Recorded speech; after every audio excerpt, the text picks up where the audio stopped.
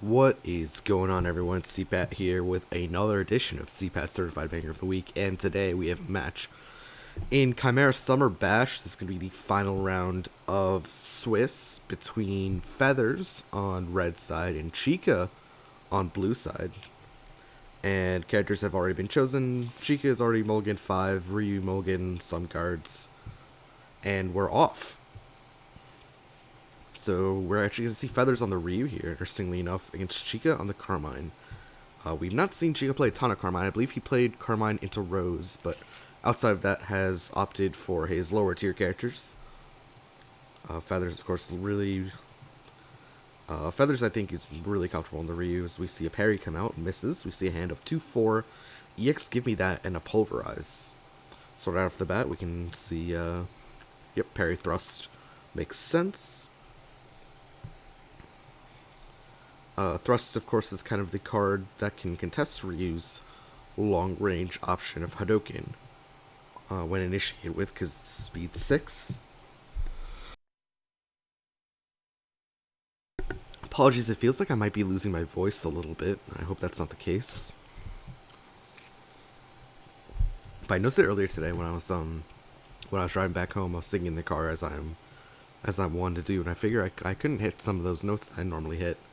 So we see a reading come out here, maybe a reading focus to try to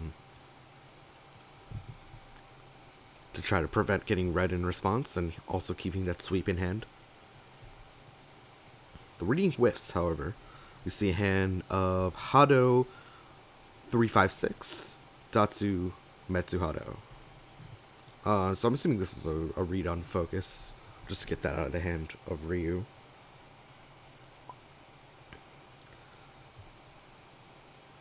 So this is probably a sweep that Chykka's playing. Just get rid of both normals.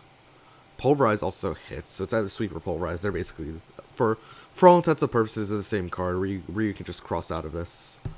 And yeah, that's exactly what Feathers opts to do. That Dissolve will additionally get triggered. Ryu now standing at range 6 and can swing with a free Hadoken here.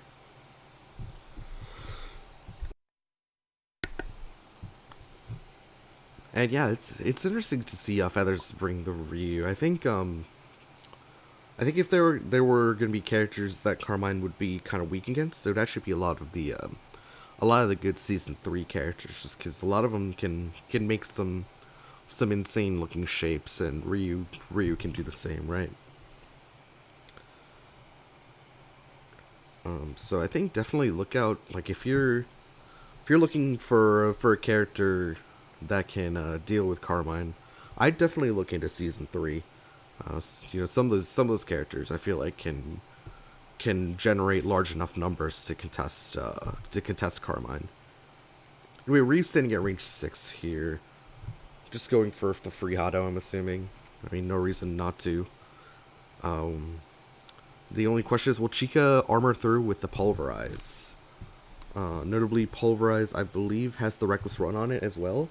So you'd be giving up one copy of that, and then would be giving up the second copy to run forward. To recklessly run forward, even. No, instead just going to use the... I forgot that Give Me That was the third option that Ryu had. Or that Carmine had, excuse me, which has even more armor. So yeah, Ryu will just deal 1 damage, will opt to loop the Hado. Carmine will prepare, so I mean, Feathers has a free Hado on deck if he wants it. Doesn't even need to crit it, necessarily. The crit Hado would catch a cross if Carmine drew the cross in the top 2. But other than that, I mean, there's no real reason to critical this Hadoken. Maybe another reason well, actually, there's might be a second reason you want to critical Hadoken. It'd be if you don't want Carmine closing in with an assault. Looks like Carmine actually just going to spend the second Give Me That to armor through. Ryu building up 2 gauge, of course, as well with this. 2 early gauge. Carmine with a hand of EX Pulverize and an unknown card. Wonder when the Reckless Run comes out. Not yet, says Carmine, because I mean, these Hadokens, they only have 4 power, and I mean, Carmine has generated 6 armor in the past 2 strikes, so it's barely touched. The only issue kind of is Ryu's built to gauge in the process. But health total wise, Carmine's totally fine, right? And also in a world where Ryu is striking and Carmine's preparing, Carmine's kind of building up resources without losing too much life in the process. So, I mean, Chykka's totally fine with this for now. We'll see if that changes.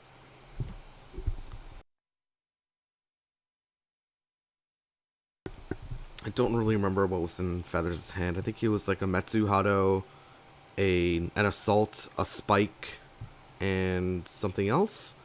So maybe Feathers has to worry about reading now, although Carmine can't really punish an Assault, for example, without having a Blood Pool on the board at range 6. We're actually just going to see Feathers boost the Wave the Warrior. I'm not sure I like this boost from Feathers, personally. It just feels like you're not really getting the full value out of this, right? Because the speed's basically irrelevant. And the power's nice, I guess, but I don't know. I would like to see Wave the Warrior as used as kind of like a counter to like a Carmine setup, for example. This Carmine is not set up at all, so it feels like a little bit of a waste to me personally. But maybe Feathers wants to value the damage now, or doesn't want to value. Rather, he values the damage now, and goes for the Wave the Warrior at range 6, which does, I mean, to me just feels like a little bit of a waste. But like, I would much like if this was a Fierce, I'd be totally happy with it. But just spending the Way of the Warrior, you know, I'm not the biggest fan of that personally. Back to Chykka here, who has of course, the EX Pulverize in hand. EX Pulverize, of course, has the Reckless Run on it, so Chykka can close the gap whenever he wants, whenever he feels comfortable doing so.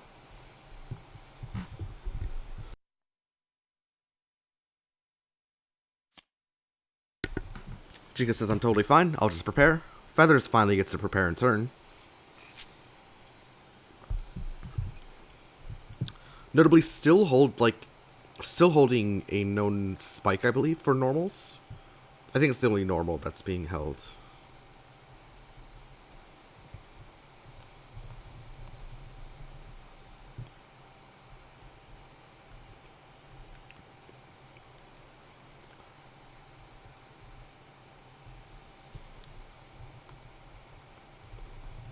Back to Chykka here, who's just totally fine getting peppered by Hadokens so far. But yeah, it looks like we're just gonna be attacking the Wave the Warrior here with a reading. And yeah, reads the Spike as we saw coming. Wave the Warrior drops with no value, which kind of sucks. Feathers does not get hit, obviously, because, I mean, Carmine's at range 6 without any dissolves. Feathers probably just going to be striking with the Hado here. Nope, Feathers actually decides to boost Fierce instead. And this Fierce boost I like way more than the Way of the Warrior, personally. I guess one thing the Way of the Warrior did kind of do is it prevented Carmine from moving in. But at the same time, like, Carmine was totally fine just getting peppered by, like, 2 damage Hados or 1 damage Hados, and then just, like, prepping to, like, build a hand-sized advantage. So, yeah, I don't know. This Fierce, though, I like better than the Way of the Warrior.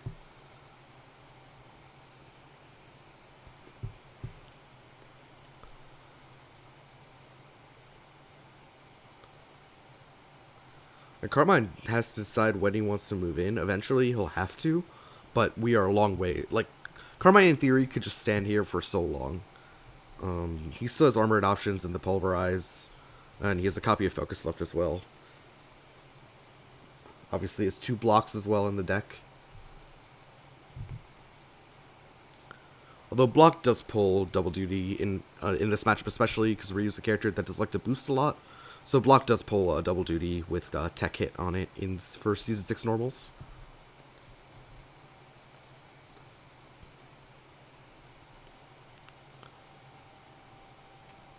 Okay, we're actually just going to see the air dash to retreat to range 8, and looks like we are going to be here for a while, folks. Ryu, of course, has no attack that hits at range 8. Carmine can eventually hit at range 8 if he puts a if he puts a blood pool down and then strikes with a thrust, which can calculate range from a dissolve boost. And looks like that is exactly what's going to be threatened here. Carmine places a blood pool at range 6, range 1 from Ryu, threatening that thrust. Feathers with 1 block/parry down already. We'll have to deal with this. Thrust is speed 6.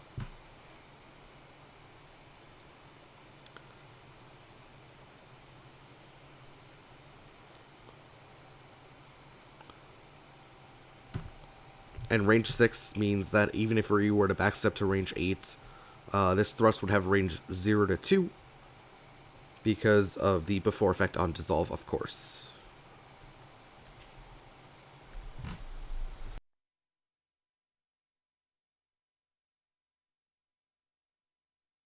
Apologies, I really do feel like I'm losing my voice a little bit, but we'll make it through.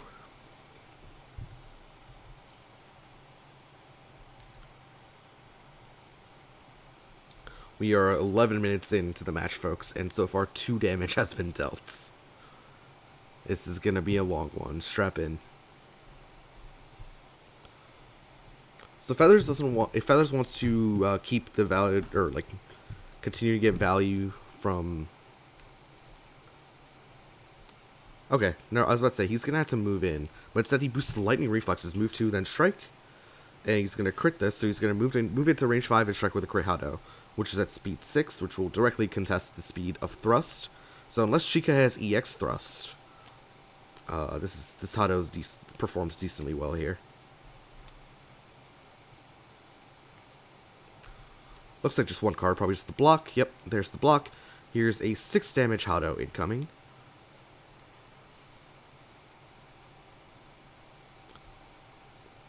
Technically, Chykka should decide what to block with first before Feathers decides to loop this Hadoken or not, which is on after, of course.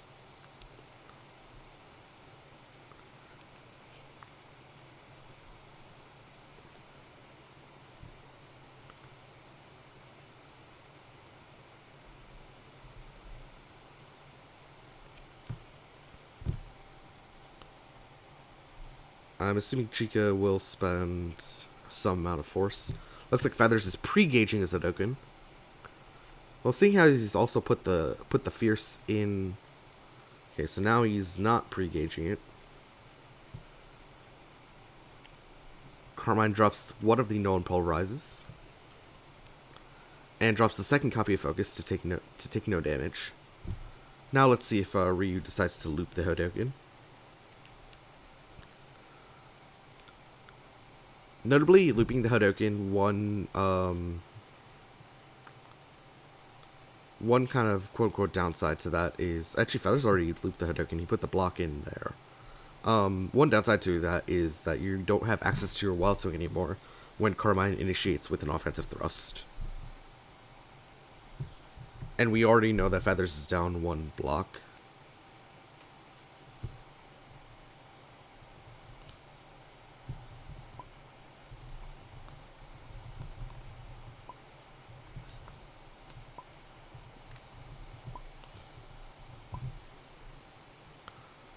Okay. Yep. And Feathers now decides to gauge the Hado. So that block goes to the discard. Unable to... obviously that both can't hit the gauge. Looks like Carmine will be striking with the thrust, and yeah, looks like Feathers opting to not put that Hado just so he can Wild Swing something. Wild Swing's the Shoryu, no crit on it, so just a 5 damage thrust here for Carmine. As he takes the life lead, at least.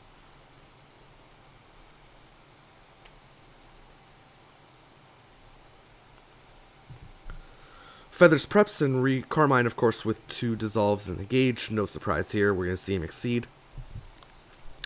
Of course, when Carmine exceeds, he can play dissolves from gauge.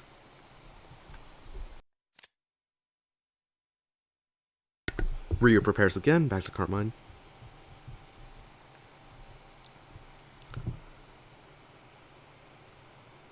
Carmine preps again. Back to Ryu. Ryu boosting Swift at range 5.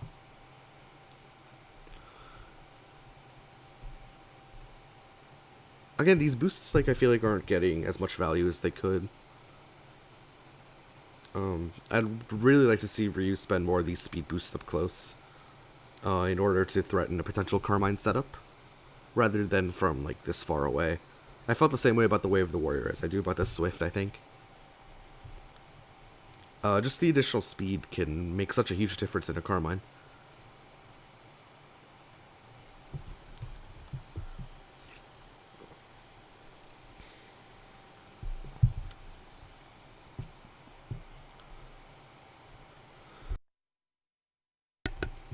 Back to Chykka here, who does have access to 2 dissolves in his gauge. Can place a dissolve and then step forward to be at range 4, meaning that range 3 options hit. That's not a bad looking play here for Chykka if he wants to take that.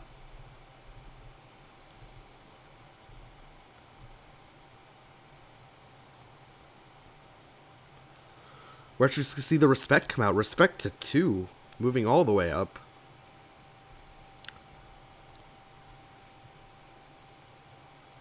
Interesting. I didn't expect the respect all the way to 2. But now Ryu has to say, hey,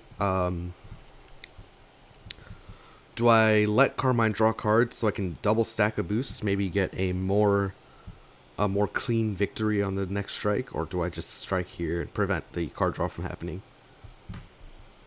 It's an interesting question. I mean, Carmine does have 6 cards in hand, but there's merit to both options for sure. Let's see what Feathers decides to go for. Feathers boosts Quick Step, move 1, regain your action. Regain, I guess, is the... I get confused every time I see regain. Moves to range 1, interestingly enough. And now striking with +1 power, +1 speed. Don't really know what this could be.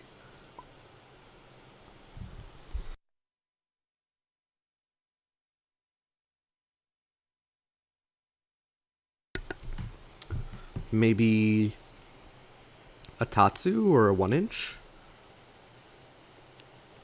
It's a range 1 donkey. Interesting. Its range 1 donkey will get hit back with the Pulverize. Range 1 donkey over range 2 donkey because he didn't want to get crossed out, I guess?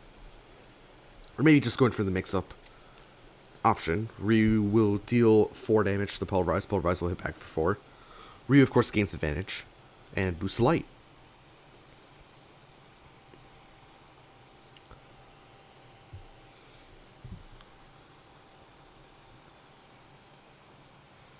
Notably, Ryu is already down 1 spike.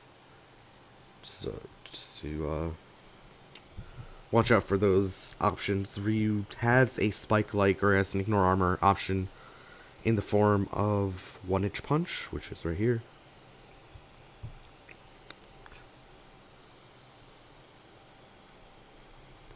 Those kind of cards are important to note into a Carmine, into a character like Carmine who has a billion, I guess a lot of them are down. Both the Pulverizes and the Gimme That's are down. The only sloshes left are spins, actually. Funnily enough, Carmine's deck has a bunch of fasts left now. And spins, that's it. As we see Carmine place a dissolve at range 3 and shake backward. I think we're still going for the shimmy shake. Where he shimmies on front side and he shakes on back side.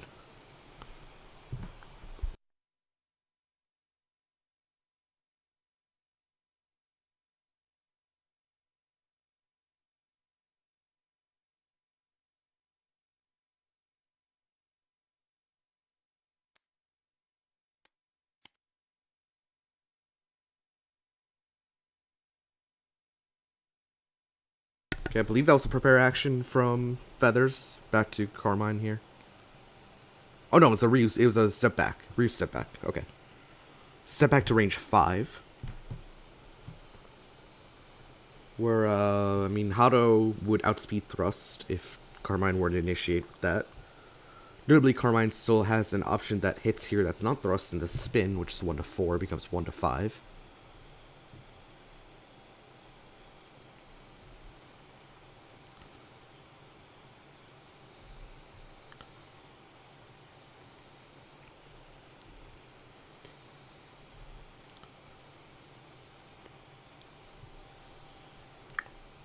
Okay, Feather's not taking the time to look through Chykka's discard. What is going on here?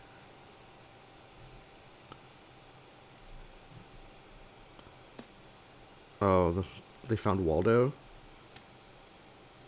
Amazing. I wish I could disable Waldo. Honestly, for these tournament matches, it's kind of annoying.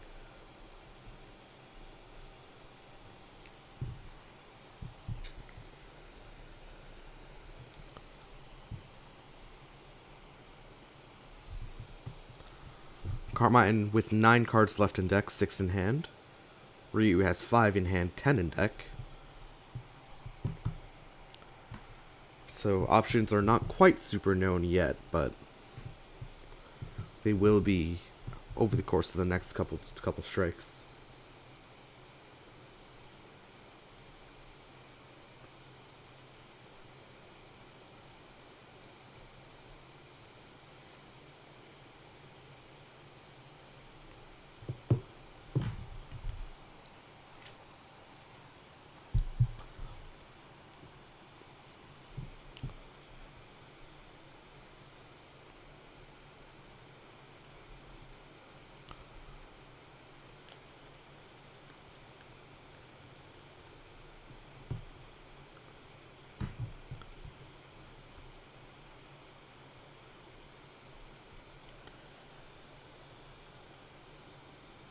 Okay, Carmine. Looks like he's going a second blood pool is coming down, and he's gonna shake forward. So now range 2 attacks from Carmine will hit at range 4.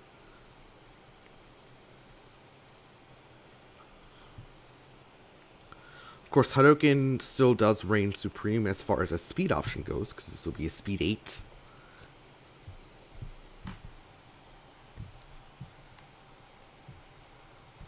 Ooh, Feathers maybe thinking of going over reading this turn. Not a bad idea with 2 dissolves down. If he can get the read off successfully.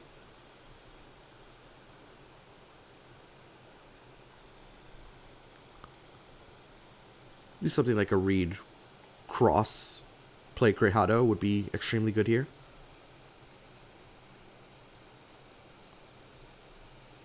Although that would be pretty punishing if Carmine, if the reading whiffed, so maybe it's a bit too much of a risk, depending on how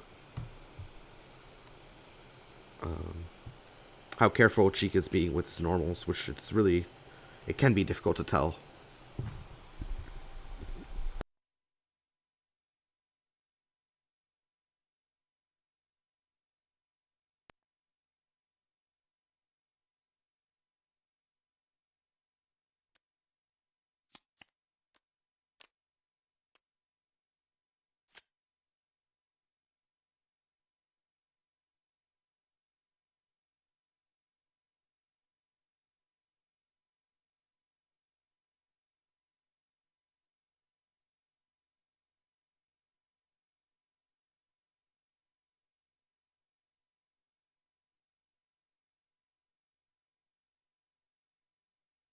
Oh, apologies, I was muted there for a bit. But I just said that Carmine can... I wonder if Carmine will just replace the blood pool that was teched with one from hand, or we can obviously just recur them with rain blood as well.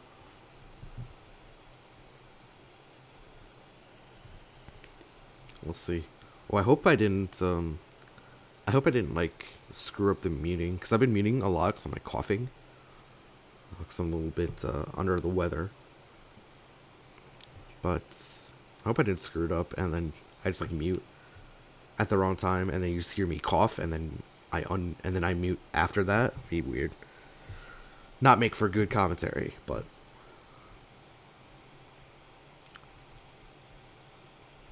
Chykka looking at Feathers discard now. Maybe he's thinking of going for reading.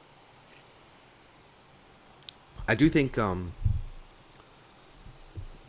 Carmine has 1 reading up and Feathers has 2, so something's got to give as far as the readings are concerned. I think something's got to give, and I think one of these players has to read before the other one, and whoever reads first is gonna have a better time. Carmine air dashes onto his own dissolve. Huh. Carmine air dashes onto his own dissolve. Did not expect that. I mean, range 1 is the land where speed doesn't matter, but that's definitely a play I did not expect to see from Carmine.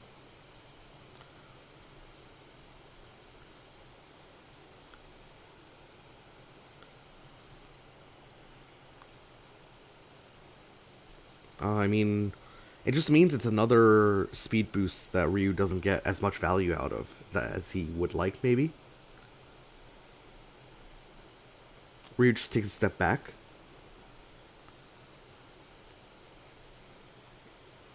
And yeah, I mean, step back makes perfect sense here for feathers.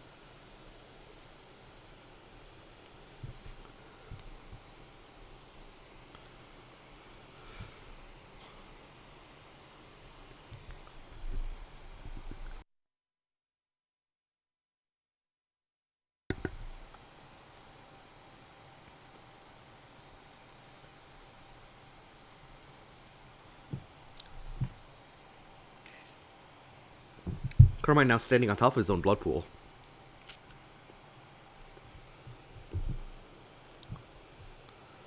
And if he wants to chase Ryu and maintain that range 1, he's gonna have that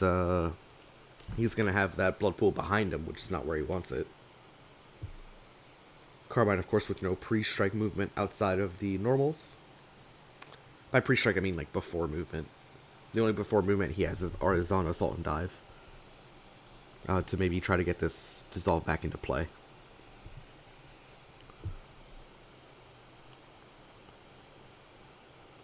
Superior gets boosted from Carmine.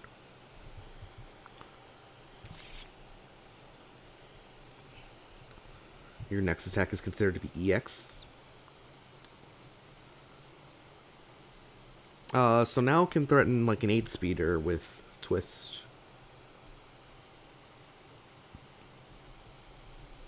So can now contest the speed somewhat.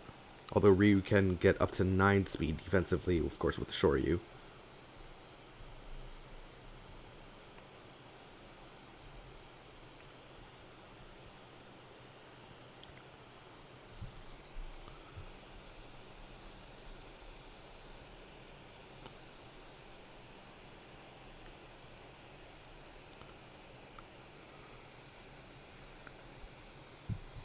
It's interesting. Both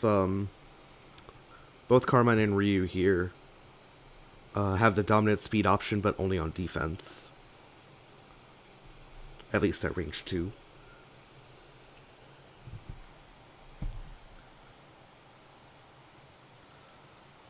I wonder if a reading's going to come out now. It didn't come out when 2 dissolves were down. Wonder if it comes out when a dissolve and a superior are down. Of course, Ryu might not even have a reading, but that's something to watch out for.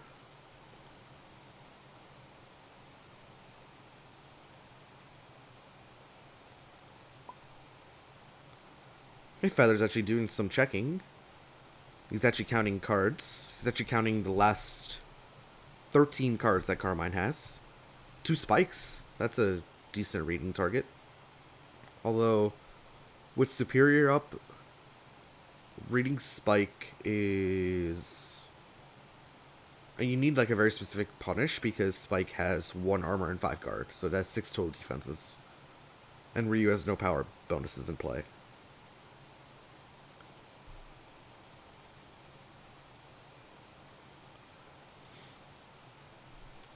Nope, Ryu just decides to take another step back.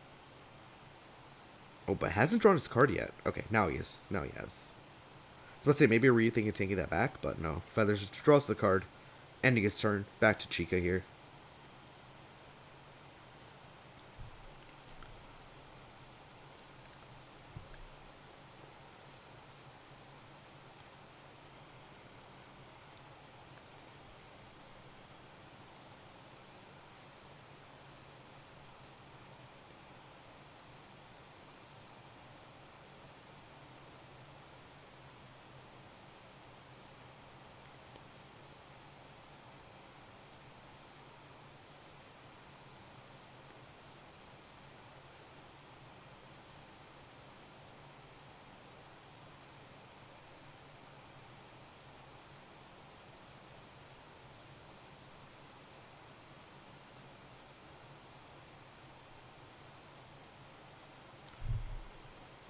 Chykka just doing some zone counting here, seeing how many cards are left.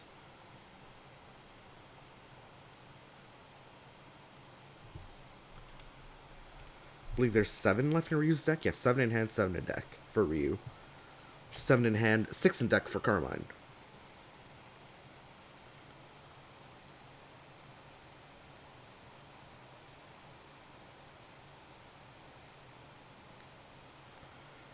It's just both these players, it feels like they're not committing enough for the other one to read them, which is interesting.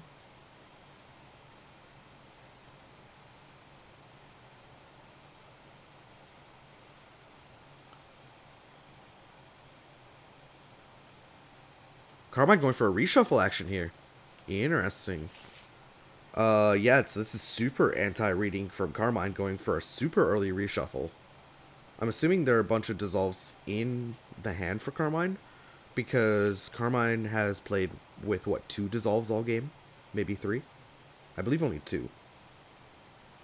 As Carmine drops the Grasp, which was one of the normals that Feathers counted before the reshuffle.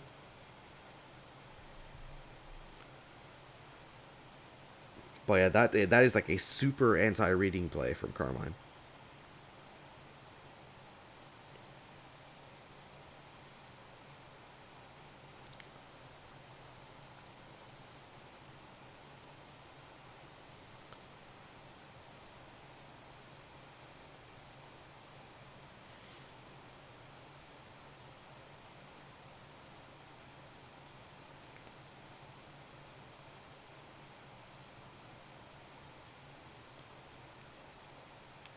And here comes the reading from Feathers, what we predicted, although it looks like it was a top deck.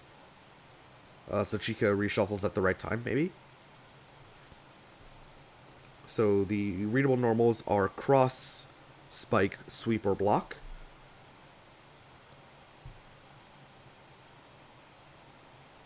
I'm assuming it'll be read on Spike, just because there are 2 of them left. But I also feel like Chykka doesn't have a Spike in hand. And he can't both of them in deck, and that's why he reshuffled. And yeah, Chykka reveals a hand, meaning the reading whiffed. And yeah, just as we predicted, no Spike in hand. So we see a hand of 0, 2, and 4 dissolves and a thrust. No wonder Chykka reshuffled there. Yeah, and I feel like is it weird that I felt like Chykka? So the thing is, if Chykka had a Spike, surely that would have been the option that Chykka got rid of. Looks like we're gonna see an EX sweep. Unfortunately, it is the Spike, the on-curve Spike that Ryu's throwing. So that dissolve drops. Feathers deals, what was it, 5 damage to Ryu? Yeah, just 5 damage Spike, no power bonuses on it.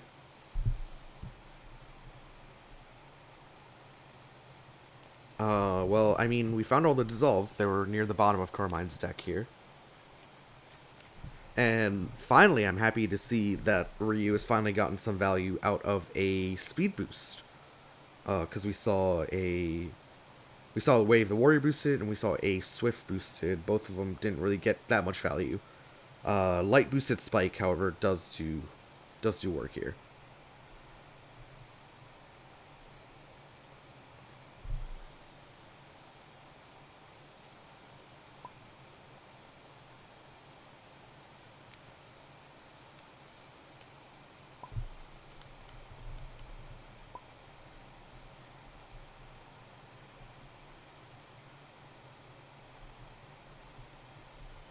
So it looks like Chykka actually going to be boosting the Bloodletting, plus 3 guard before if you were hit.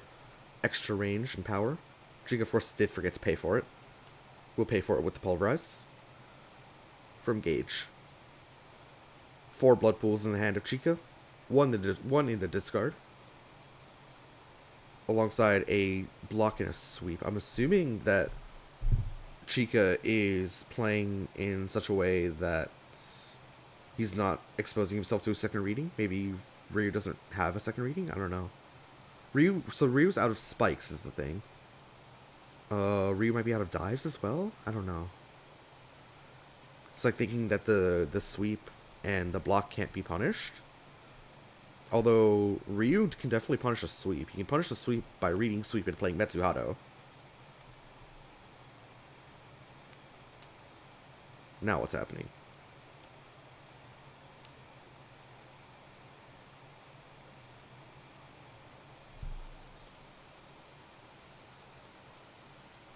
I don't know what's happening. I mean, Chykka already drew for end of turn. There's no way you could take it back here.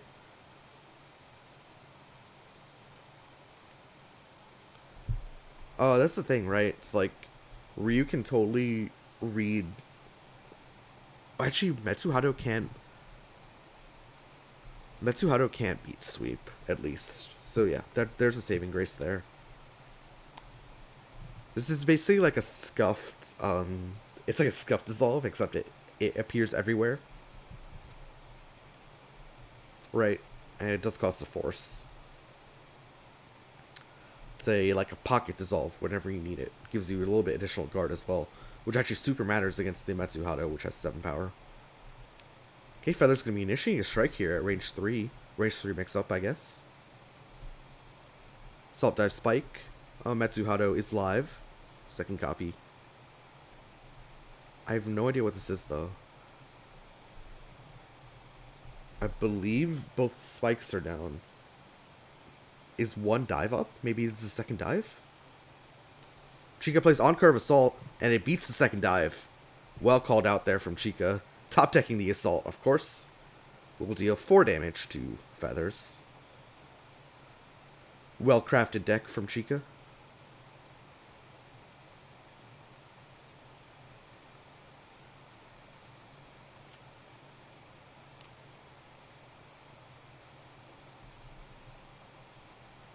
Ryu has built 4 gauge, but just a reminder, both Metsu Shoryus are down. One was boosted, and the second one was wild swung. Unsuccessfully. So Chykka does not need to worry about that until reshuffle.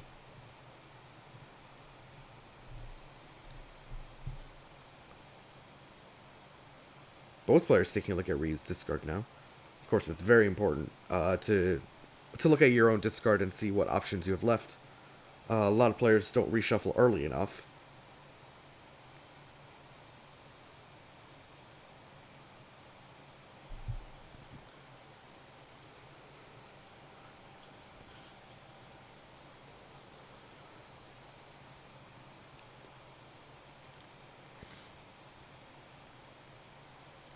Notably, that's the second tech down for Ryu, so now Carmine can put these blood pools down with impunity until Ryu reshuffles.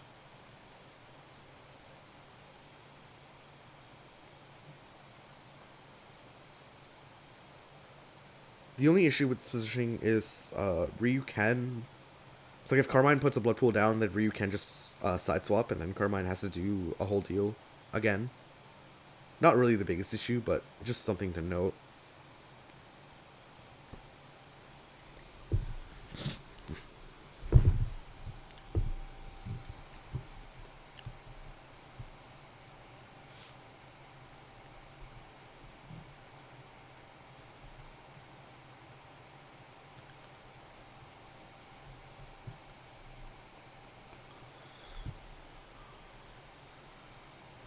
If Carmine does not put a blood pool down, Ryu can then read a sweep and play one, or read a block or a sweep and play 1-inch. Oh, I mean, Ryu can just read read a block and play 1-inch. I believe there's a 1-inch left in the deck for Ryu.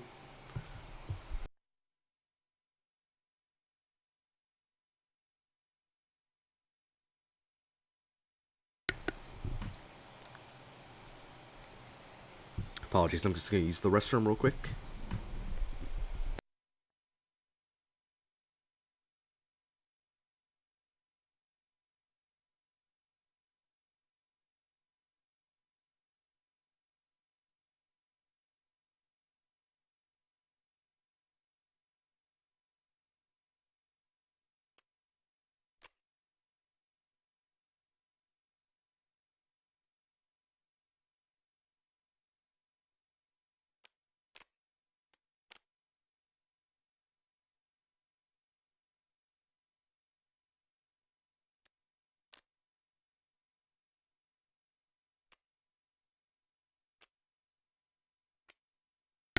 Alright, we're going to see a revert action come out, and Carmine places a blood pool right underneath him.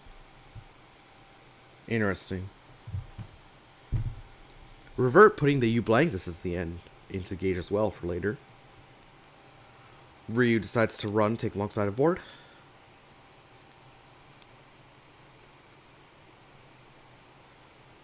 Carmine can shimmy back, putting the blood pool forward. However, he'd be sitting at range 4 in that instance.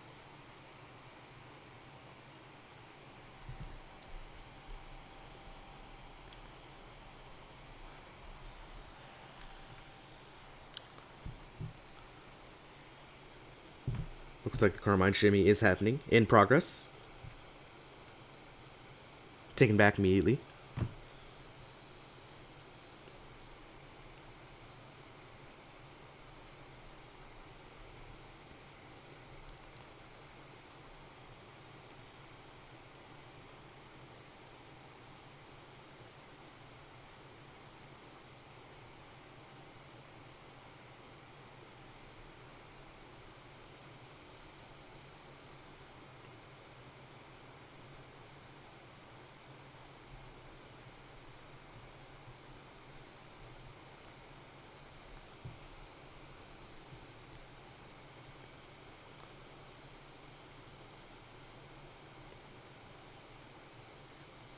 Chykka taking a real hard look at that discard. At this point, should just probably just write down what 10 cards are left. Because he's looking every single turn. For speed boost left, Ryu has 1 Wave the Warrior, 1 Swift, and 1 Light.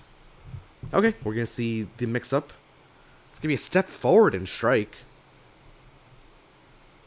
The options in hand, I believe, were a Ha-Ha Be Devoured, a Twist, a Sweep, and a Block. So we got fast slow mix up here. Ryu opts for the Wild Swing. Donkey Kick. Oh, Donkey Kick will go first, push Carmine back, and then Carmine will hit back with the Sweep. That's a pretty funny interaction. Ryu's Donkey Kick, like, pushing Carmine back so that the dissolve then triggers.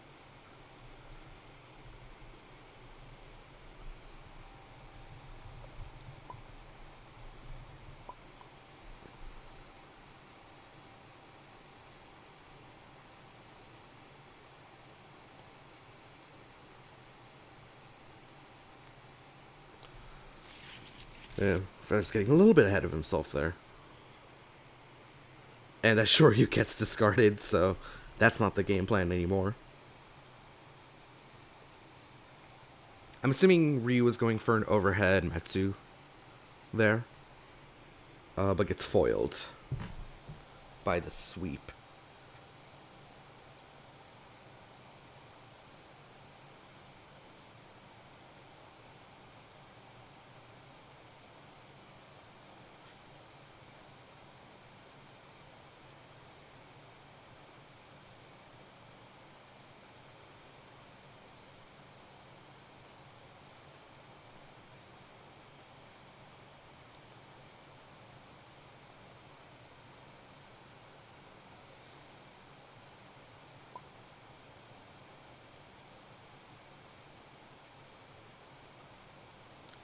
Feather's just taking note of what cards are known in the hand of Carmine.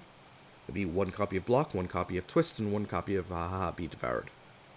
Ryu takes a step back to 5. Draws a card.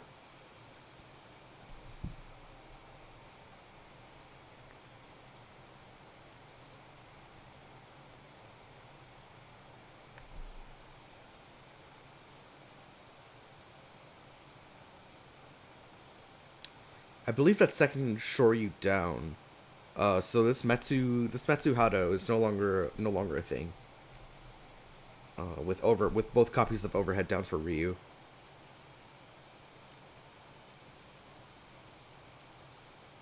Okay, looks like Carmine spends 3 force to move to range 2. Range 2 a bit of a bind spot now. Now that Ryu is down both Shoryus. Twist is now the dominant speed attack. Notably, Ha-Ha Be Devoured is on curve and hits for 7.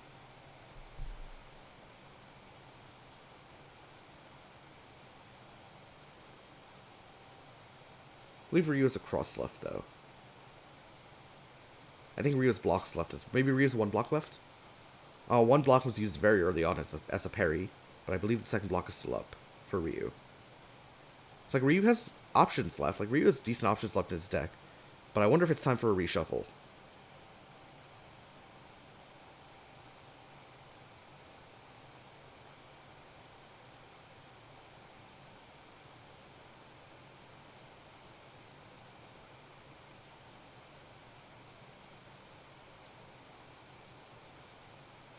Feather says yes, it's time for a reshuffle.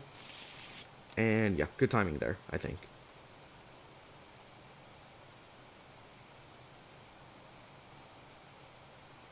Notably, Carmine is currently stuck on front side, so if he wants to use those dissolves engaged, he's going to have to spend a turn to exceed.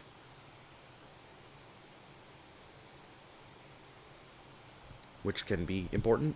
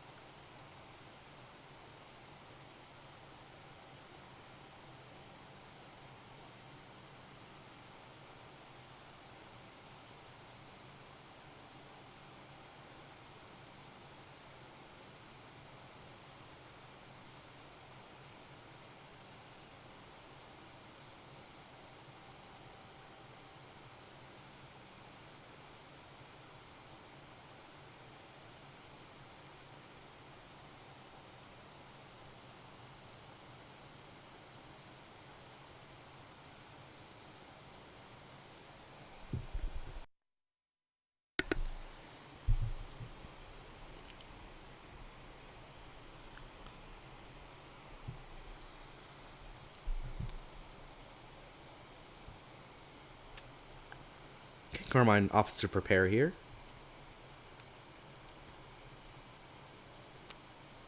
Ryu maybe with a CC action. Changing cards 3, drawing 4.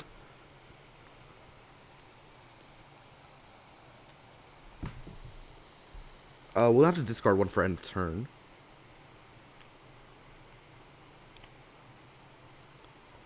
You see how these, the deck and the discard are like slightly askew here? It's been bothering me. Feathers drops second grasp. Looks like it's bothering Feathers too. Oh wow, Feathers noticed it right as I did.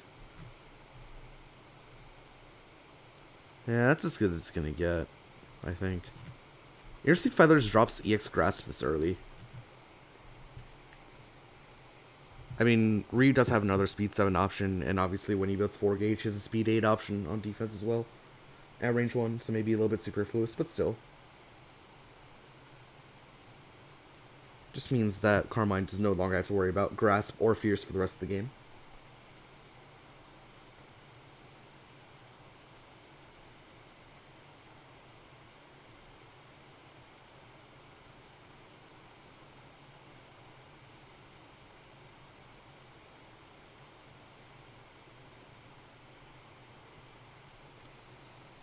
Feather's also making a conscious decision to not have 4 gauge at this moment.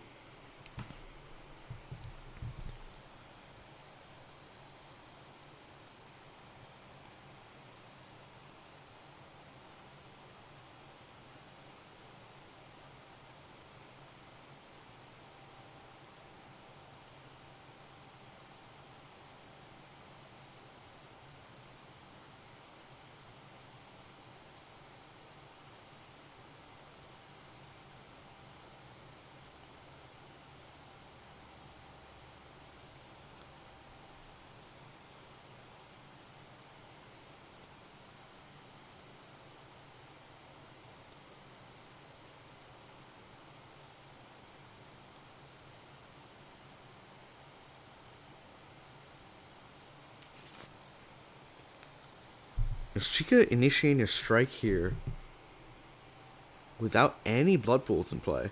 You don't see Carbine do this too often, but I mean, still kind of representing a fast slow mix-up with between Twist, the DP shape, and any slow in Carmine's deck, I guess.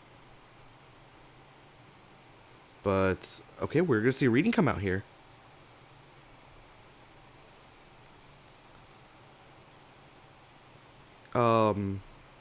Really interesting time for a reading, seeing how Ryu's nothing set up. But with Chykka in the lead, this could mean that Chykka puts Ryu in one combat territory. Assuming it's going to be a read a fast and play twist.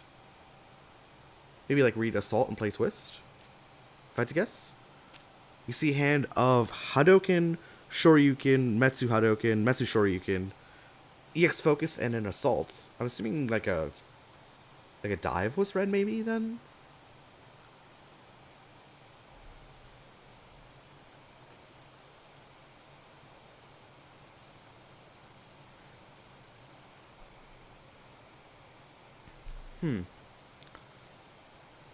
Ryu, of course, has a very, very interesting hand. I mean, Ryu can... Huh. That's kind of a banger hand, maybe. Especially if Ryu's able to build up that 4th gauge here.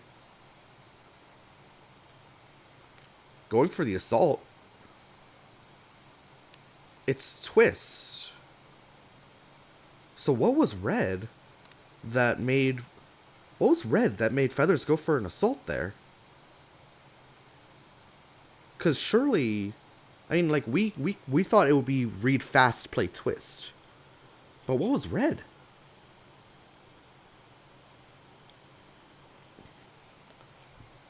That made Feathers go for an assault.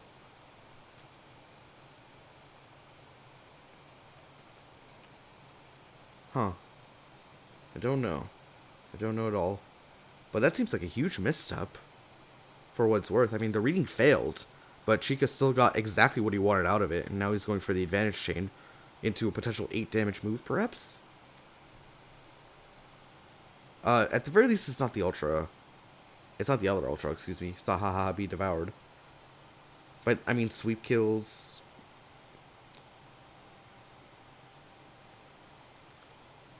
Feathers opts for a single focus. It's the Grasp.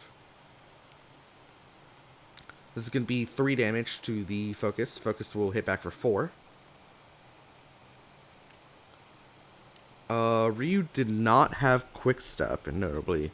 So you can't Quick Step and then ignore armor or strike.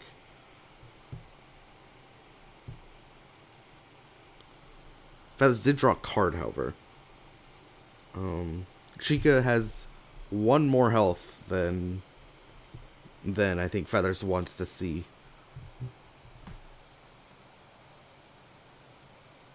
Can't go for an ignore armor setup here just yet.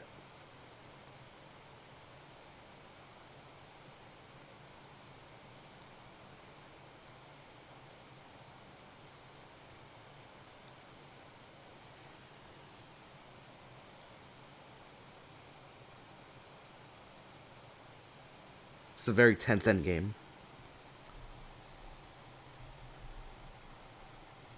I think this game itself has been going on for almost an hour.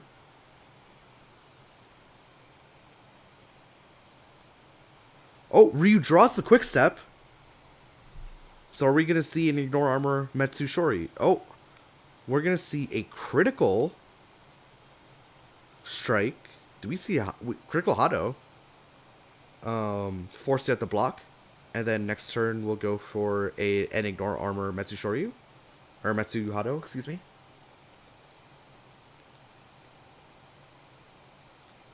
Now what's going on?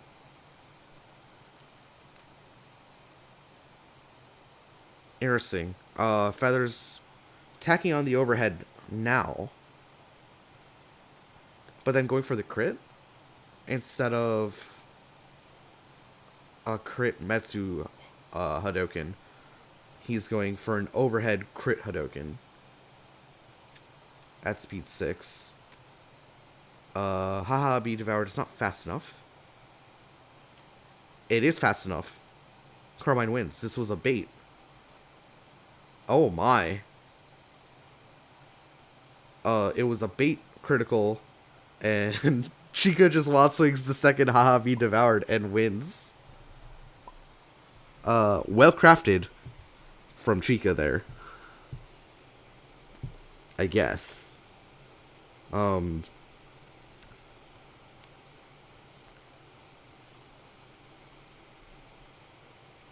yeah, the Metsu Hado obviously only speed 5, right? If this was a regular Hado, then Chykka would need like a sweep or a spin or something like that. But wow. Chykka takes game on with the Carmine against Feathers' Ryu, which is a little bit stunned here, as how this endgame played out. So the thing about the overhead is that the overhead kind of forced Chykka to wild swing anyway. And the crit meant that Hado was being telegraphed. So when Hado's being telegraphed, you can't win with Haha be devoured, so you have to wild swing. So Feathers like forces out the wild swing there, and the wild swing works out super well in the favor of Carmine. But like Feathers wanted to force out the wild swing and then hit like a twist, or not a twist, hit a spin, or hit a sweep or something. But instead, Carmine wild swings the second Haha be devoured, and Chykka wins. Just really unfortunate there. Like you can definitely see the thought process behind why Feathers went for that play. It's just that the deck crafting was too strong for Chykka. Anyway, that is game 1. This is of course the best of 3 set. Chykka can no longer use Carmine. Has the Vega, has the Fight, and has the Carl Clover. Feathers can of course rematch with the Ryu, or has the Beheaded, the Bang, or the Carmine himself. I wonder if Chykka brings out the Vega here. I practiced that matchup with Chykka a while ago, before Summer Bash, and we both agree that's Vega favored, so I wonder if Chykka brings out the Claw here.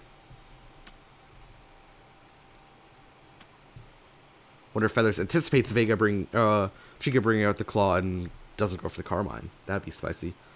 Wait, Feathers is connecting. He's 999 ping. Okay, no, we're back. He's back.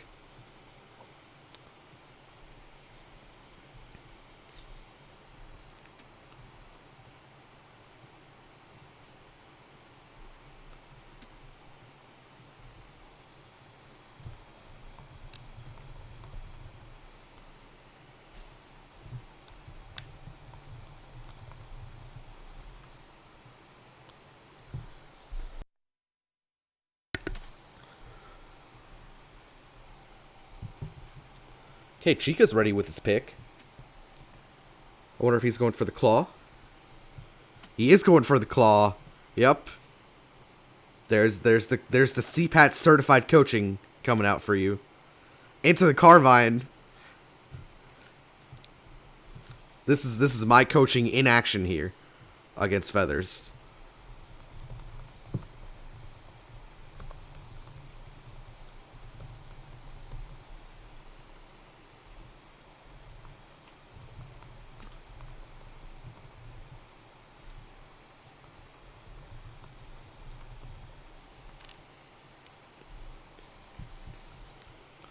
And yeah, like I said, this is a matchup I practice with Chykka.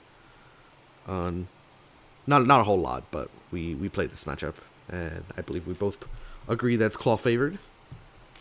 So it should be an interesting one to see if Chykka can pull this off.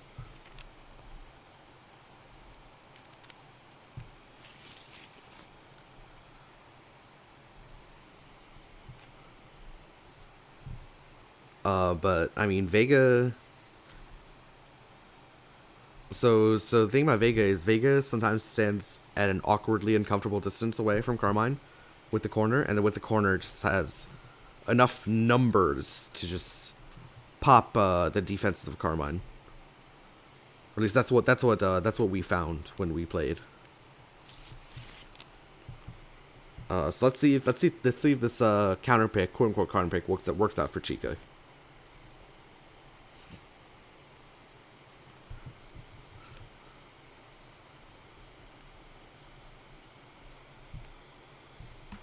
But yeah, I mean, look at these numbers, right, that Vega can get, especially if Vega is able to flip, right? On front side, he gets plus 2 power. Back side, he gets plus 3 power, plus 1 speed. Right? So that becomes 9 power. That becomes 7 power. This Ultra becomes 9 power. I mean, this becomes 8 power. Like, like, Carmine needs EXs, basically, to counteract the sheer amount of red number that Vega can throw. So it should be an interesting matchup for sure. I think we saw Claw mulligan 2. I think we saw Carmine mulligan 2. Something like that. But I'm very excited to see this match in action. Especially because I feel like I had some part in it.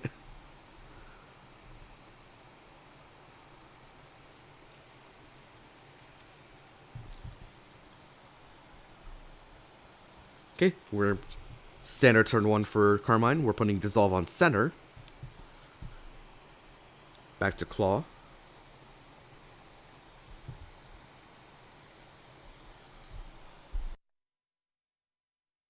Center, of course, means that while Assault is not threatened, we are threatening Thrust instead. Vega takes corner, standard turn 1. Backsteps into the corner. Where now Vega's specials and ultras have plus 2 power, of course.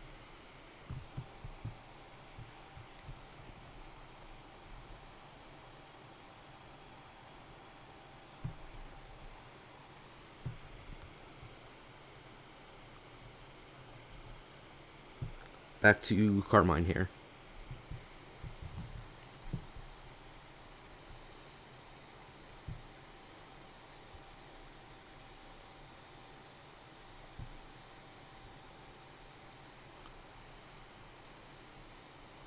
And she gets really, Feather's really taking his time here on turn 2.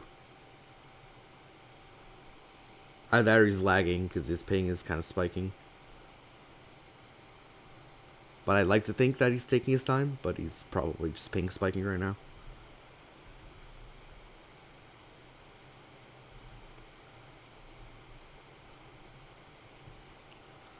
So the only options that hit at range 6 for Vega without Claw up are, what? Flying Barcelona hits and RCF hits, I believe. 1, 2, 3, 4, 5. Yeah, RCF hits and Flying Barcelona hit.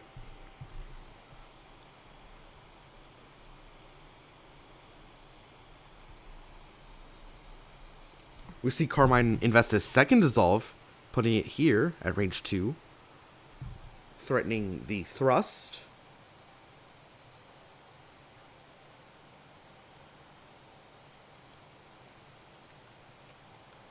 Vega boosts Fierce in response to this. Doesn't believe in the Thrust. Or, of course, RCF Speed 7. Carmine boosts Superior. Next attack is EX.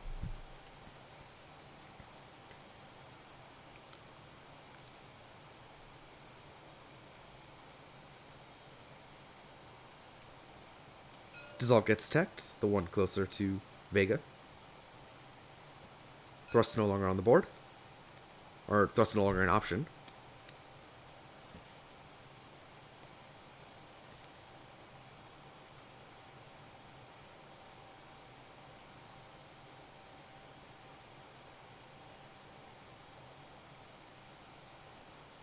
Will Dissolve number 3 come out from Carmine is the question. That second Dissolve, unfortunately, a little bit in no man's land. Just a little bit.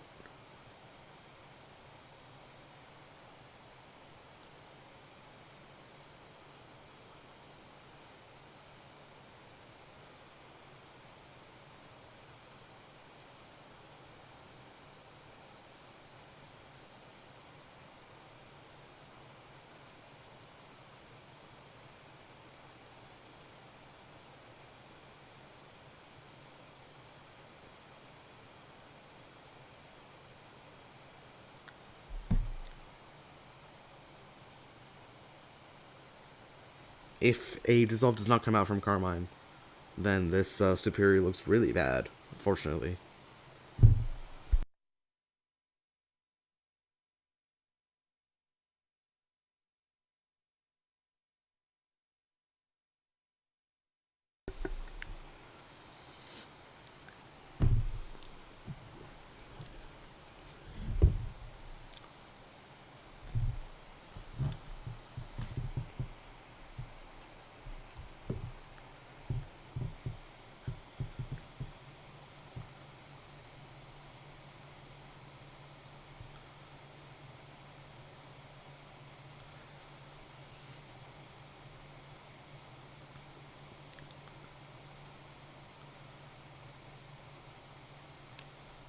Okay, we're gonna see the Rain Blood come out. Take 1 non-lethal damage. Play an Ultra Boost from your discard. Advance or retreat to, replacing the blood pool that was down. Threatening Thrust again. Carmine also steps forward, negating the RCF speed.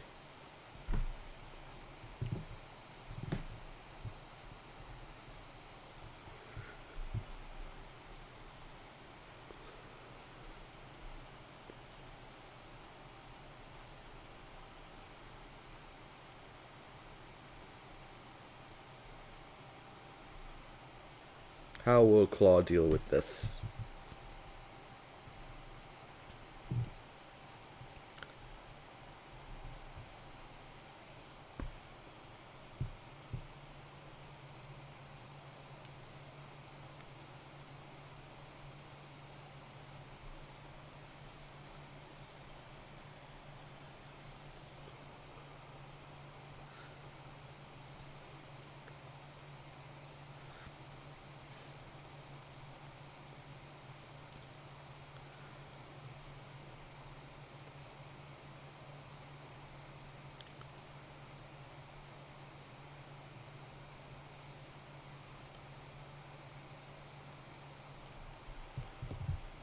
Oh, interesting option. Vega chooses to wall leap, advance as far as possible, spends a flying Barcelona to do so, but is now on the other side of the dissolves.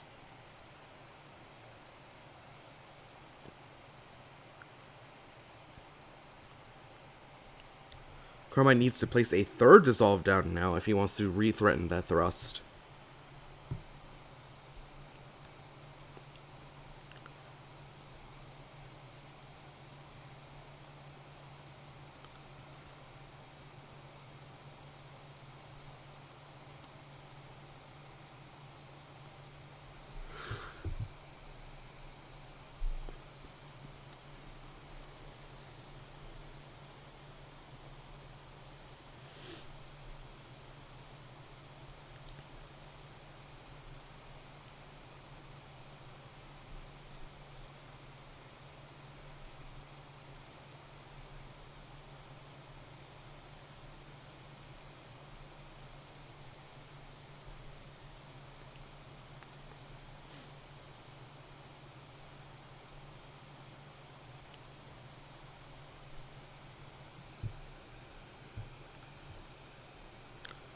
Carmine with the Carmine Shuffle, stepping forward alongside the dissolve.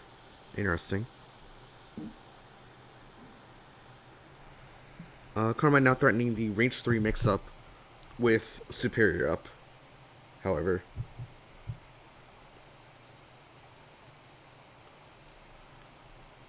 Vega says, okay, I'll boost light in response to that.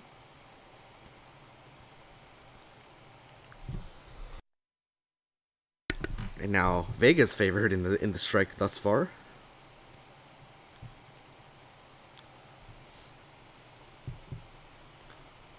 Wonder if Carmine's response to this is just shibby back, maybe?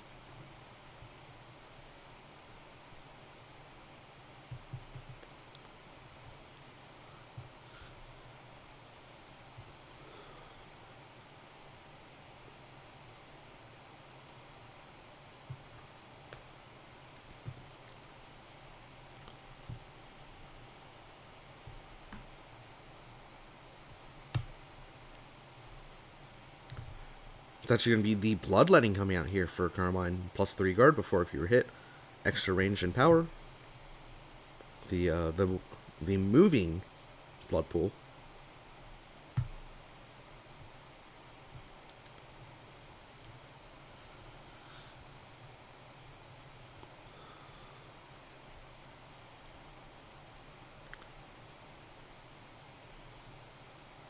Chykka looking at discards. Wonder if he's going to try to get a more guaranteed hit with a reading, now that both players are quite heavily invested into the strike.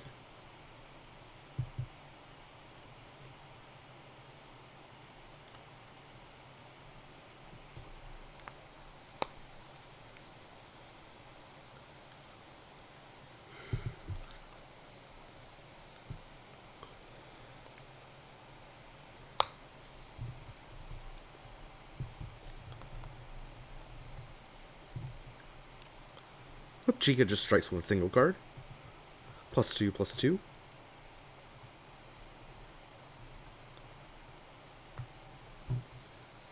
Carmine with a bunch of stats as well if he gets hit first.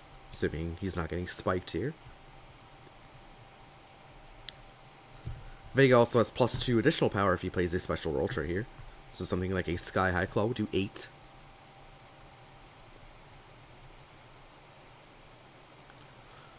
But I do kind of anticipate this to be a spike. I don't know why. I anticipate this to be a spike. And Feathers does as well. Calls it out successfully with the assault. Well done for Feathers. Chykka not getting the guess correct there. EX Assault beating out the Speed 5 spike. Dealing 5 damage to Vega. Good call from Feathers.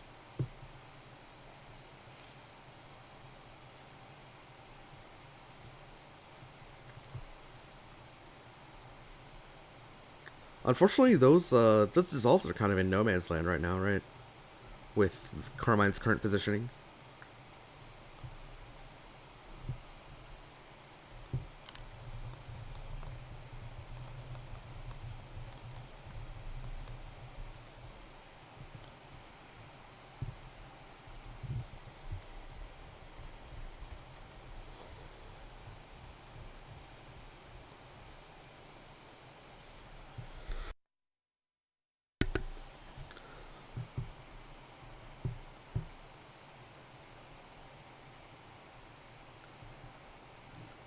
But yeah, heavy investment for both players on that strike, and Carmine wins it.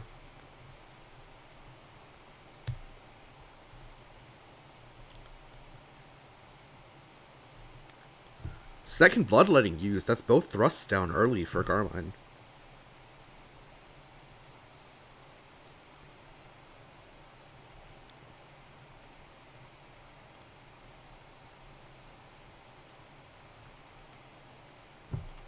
We see the mask boosted, +1 power, +1 armor. Can be sustained for 1 force on cleanup.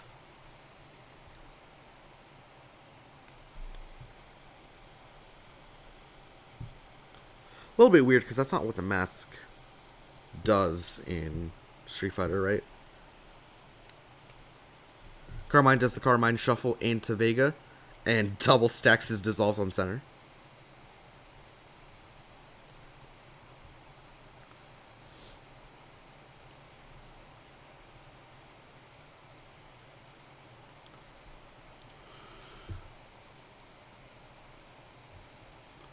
Nobody remembered that Chykka's already spent 1 Flying Barcelona, so can't afford to wall leap a second time in a lot of cases, it feels like.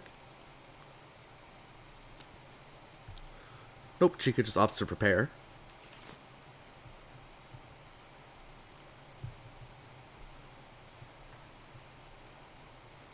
Is Carmine playing like Nirvana with these blood pools? Just slowly inching forward. Here she comes, finally. It's like 6 turns later. Nirvana reaches and then Vega just moves to the other side. Too funny, man, too funny. Oh, Carl Glover. But yeah, that's what looks like is happening. Carmine shimmies forward again, bringing the blood pool with him.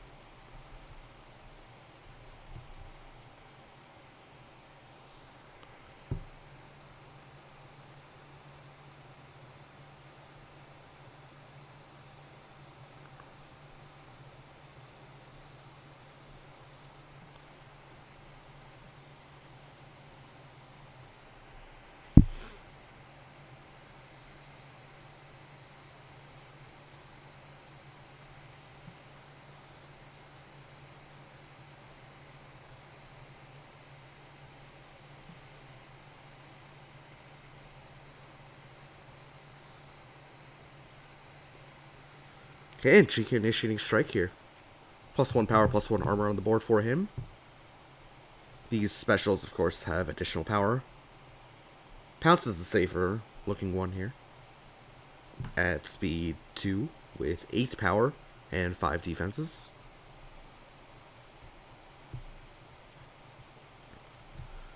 Pulverize.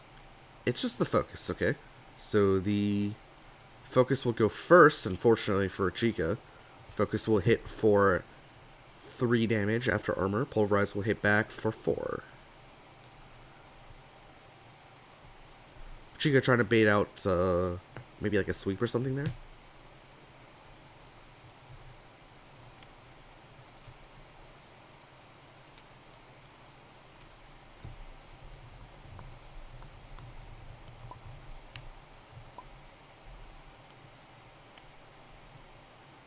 Okay.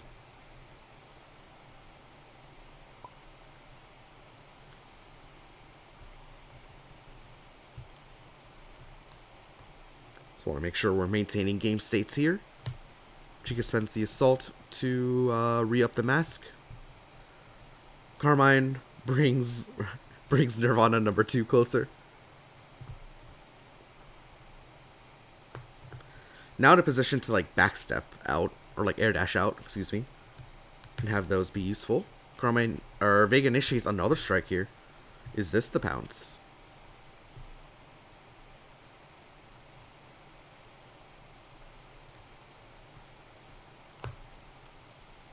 Carmine blocks. Yeah, that makes sense. And yeah, it is the pounce. It's going to be 8 power. Because of Carmine's positioning, Vega gets to continue staying in the corner, right? So a lot of Vega stuff is close, right? Close, close, close. So with this kind of positioning, Vega gets to keep the corner.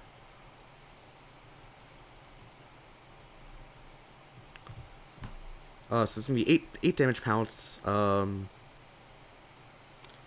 Spike gets swept out of the hand.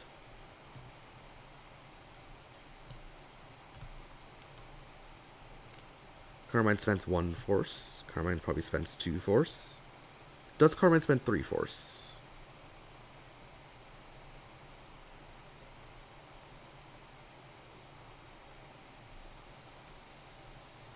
There's 2. Nope. Carmine spends 2 force and takes 2 damage. Okay. Chykka spends the RCF from hand to keep the mask in play.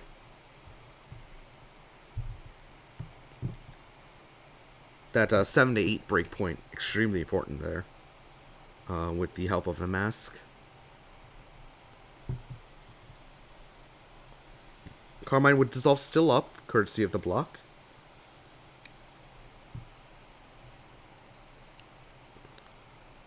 It's weird to see Carmine stand at 1 against the Vega, right? Doesn't seem like the correct place to stand. I don't know. Just right up in there. Meaning that all of Vega's closes are now close 0, obviously. So Vega gets to maintain the corner for another strike.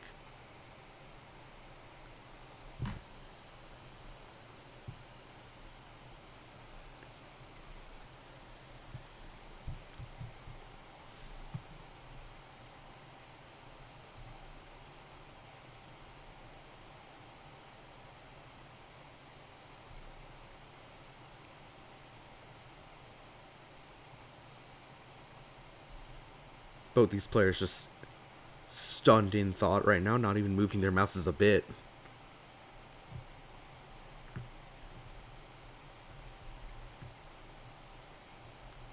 As we approach the 1.5 hour mark. Still in the early game of game 2, although I mean both these characters can hit big red numbers, so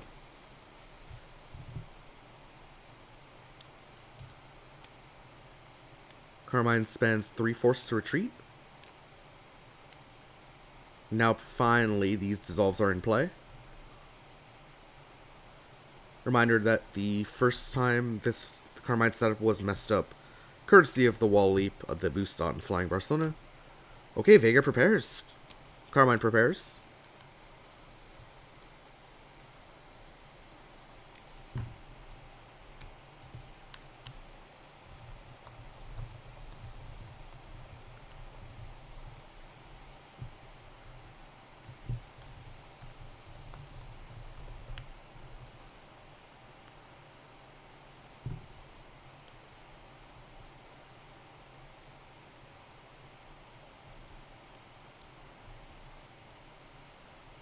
I mean, Nirvana has made it on scene finally.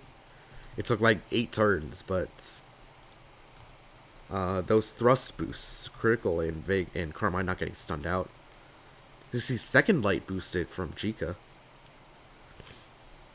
Now his +1 power, +2 speed, +1 armor. +3 power if he chooses to initiate a special or ultra.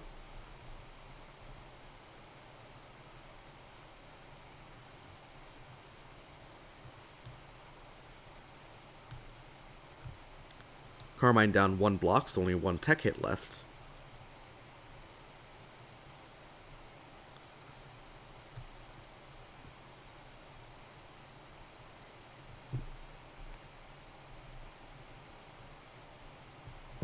Chykka now threatening something like like a 9 power Sky High Claw at speed 5.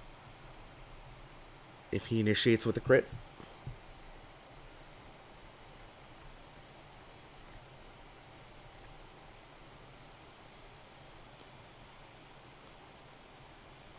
Eight power second copy of Pounce. 5 power Scarlet Turrets, or 6 power Scarlet Turrets, speed 1,000,000,000. There's some options here for sure.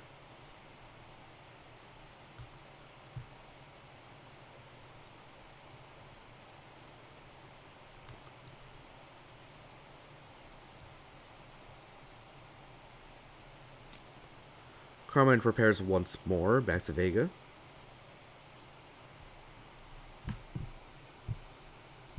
Reading, maybe? For Vega here? 1 focus down, however. 6 in hand, 12 in deck for Vega.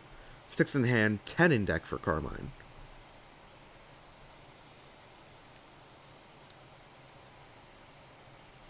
I feel like I've been calling for readings, and they just haven't been coming out.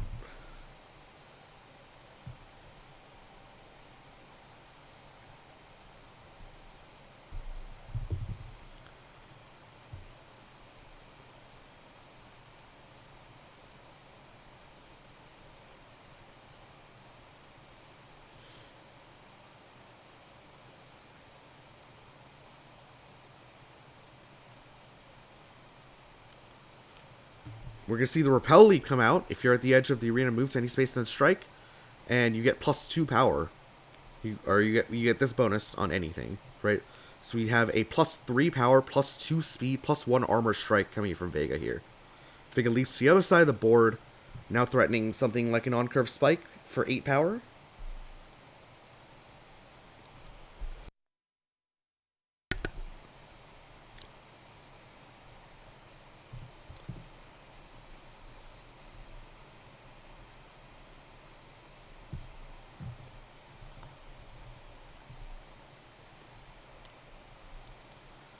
I mean, is it spike or dive? Probably spike. If I don't think Chykka does a dive here. I think it has to be spike. Actually, no, Chykka could do dive here.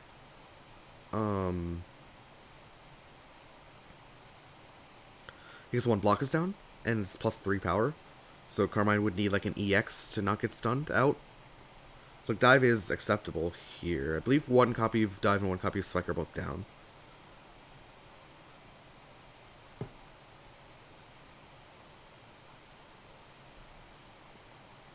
For Carmine, 1 copy of Cross is down if he wants to try to beat the spike.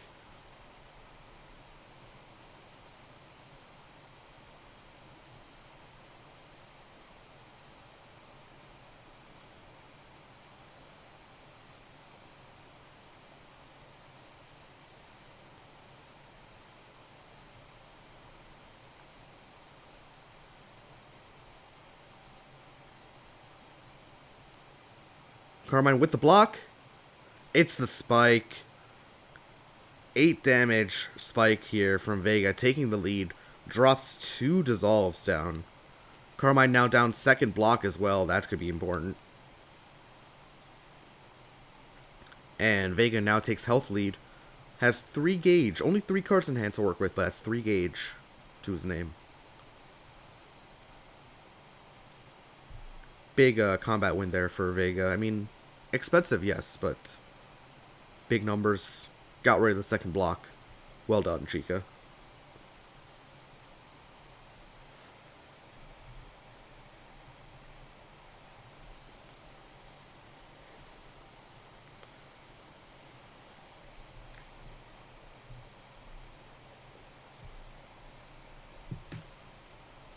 Vega decides to not maintain the mask.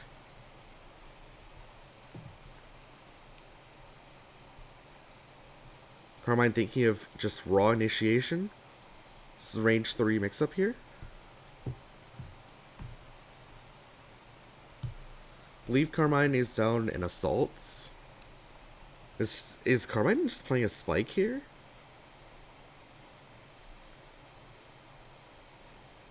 It really feels like Carmine's just playing spike here, doesn't it?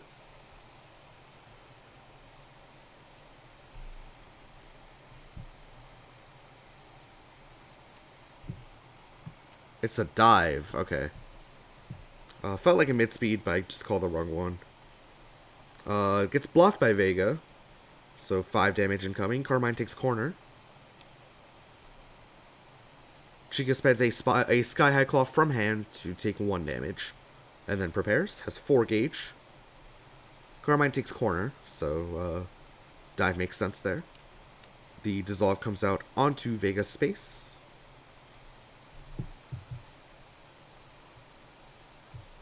Vega probably has to prepare again. There it is. Back to Carmine. Was Vega down both assaults when that dive hit? Maybe. Maybe that was the case. In which case, the only thing that would have beaten the dive would be a speed... Like an EX Blending Claw was not an option. So we see just preparing come out. Just preparing en masse. So like the only thing that would have beaten the dive there would be the critical Scarlet Terror, and we just saw Chykka drop one of those.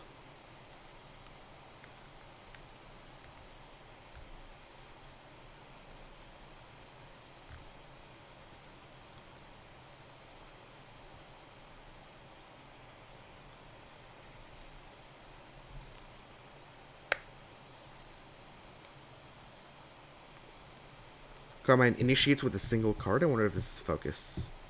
To not get uprooted out of the corner, perhaps. I believe Vega has... Actually, no, Vega doesn't have EX Grass. Vega might not even have a single grass left. I don't know what I'm talking about. So if Vega doesn't have a grass left, then I expect this to be a cross-catching 1-4. Whether that be pulverize, or sweep, or spin... You know the deal. Notably, Vega can still pop this, right? If he goes crit Flying Barcelona, that has 7 damage.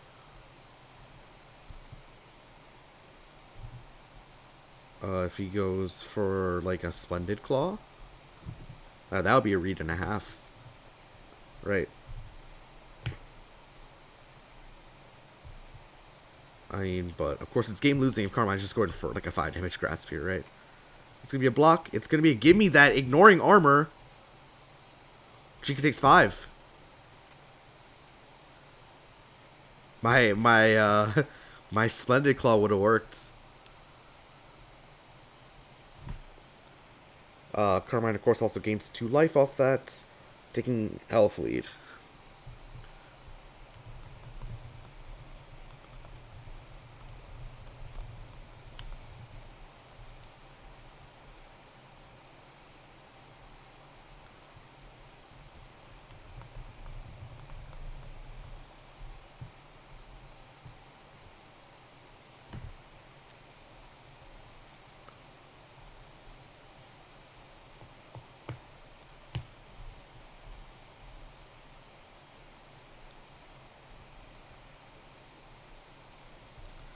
I don't know, was that the place for a bet?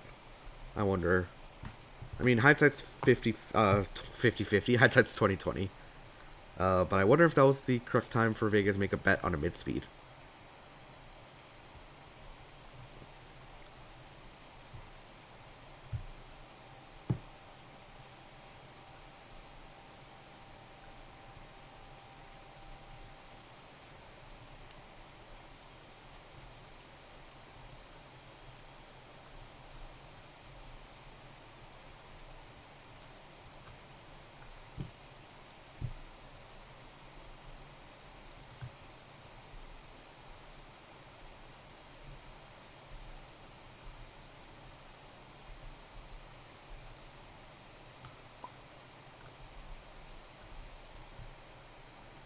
Chykka taking stock of what's left.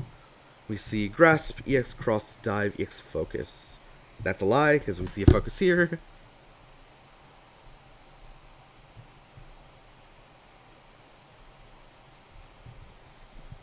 So it should be Grasp, EX Cross, Dive, and a singular Focus.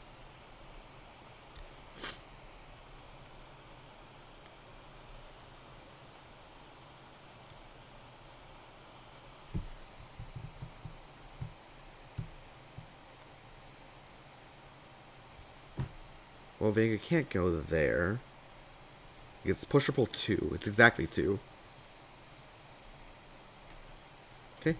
It's like Carmine committing to the range 1 here for Vega.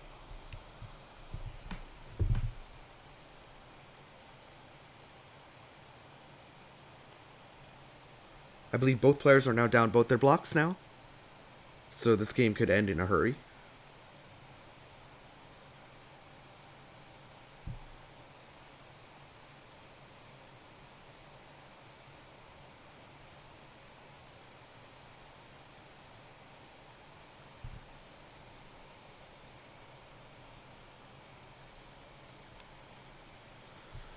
Vega initiates a crit at range 1. Could this be... I mean, the Telegraph is Pounce at 5 power. Could this be a Flying Barcelona? Cheeky Flying Barcelona? Could it be a cheeky Splendid Claw?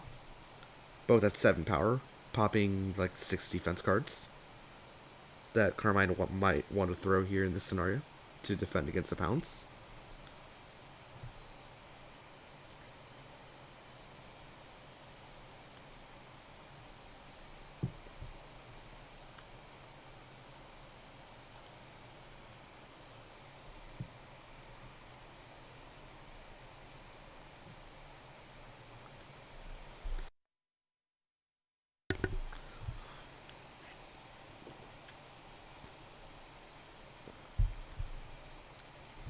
Here's the 6 defense card. It's just Cross. Okay. Cross hits first for 3. Spin will hit back for 4. Sad.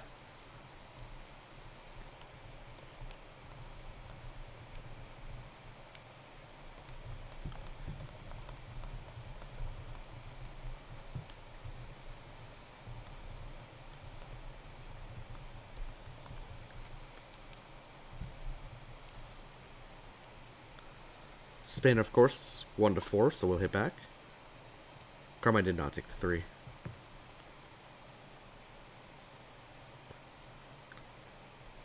Vega now standing at range 4.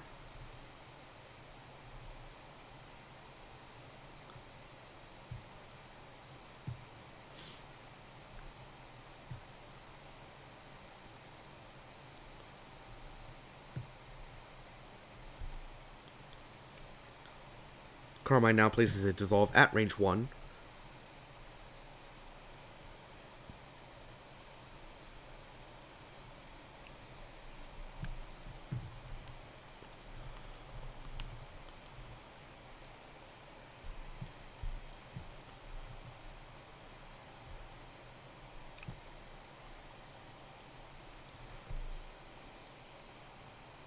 Alright, man, I really wanted to see the 7 power stuff come out, whether that be a crit Barcelona or this is Splendid Claw.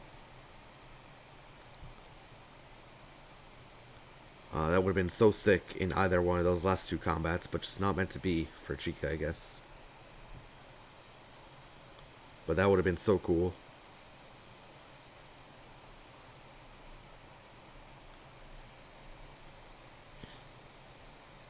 Carmine with the Dissolve at range 1, now threatening an above curve assault for the fast option.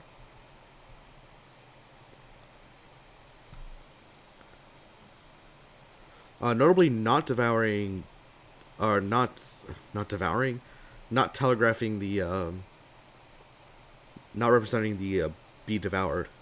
There we go, we finally found the correct verb. Feather's still counting second focus. We see the retrieve. Jumps back to range 7. Range 7 being only a range where Flying Barcelona hits. Unless, of course, we are going to be Repel Leaping in our future.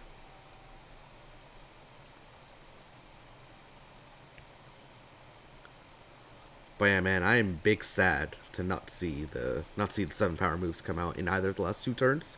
Maybe Chykka didn't even have it. That's always the possibility, right? That Chykka didn't have it.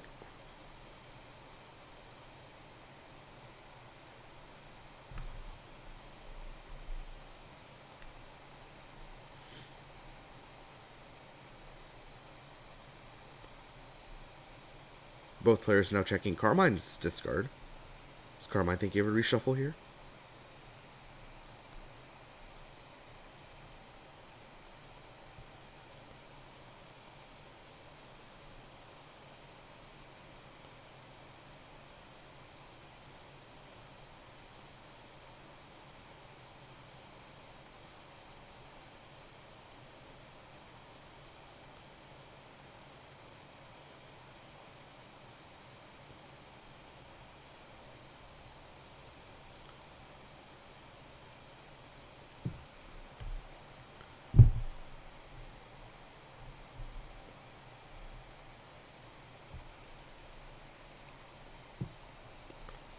Superior gets boosted from Carmine.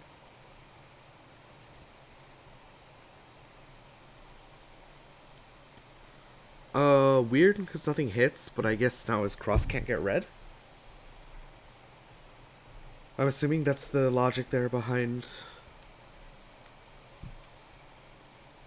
See the Dancer Step come out.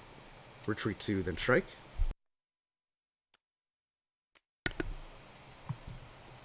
Crit. Well, I mean, your Telegraph is Flying Barcelona, right? So 9 damage Flying Barcelona. Met with the 9 defensive focus. So that actually works out super well for for Carmine. Vega deals 6 and hits back for 6. Hits back for 7 even.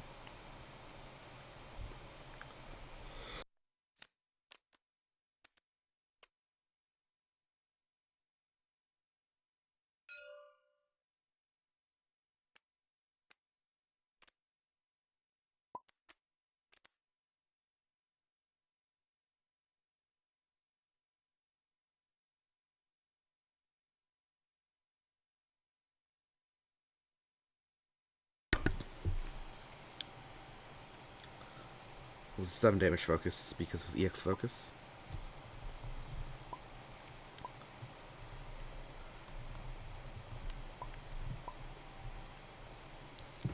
Yep, EX focus there with 9 defenses. Just really unfortunate turn for Chykka to make that play. Like, Carmine looked like he was just throwing out the superior to not get red. I'm assuming that's what was happening, but then Chykka goes for the Dancer Step Flying Barcelona anyway. And is now in 1 combat territory.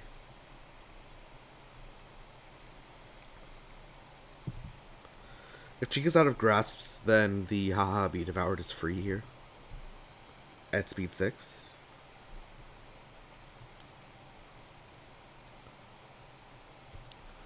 Wonder if that's what Carmine's going for here. I don't know, it felt like the wrong time to go for that Dancer Step. I would have liked to see maybe like a poor man's tech on the superior first, before going for that play. Right, like there's no reason to opt into that superior, I feel like, if you're Chykka, right? There's no reason to opt into it. So kind of sad to see the not the game thrown away like that, but definitely a curious decision, at least in my opinion.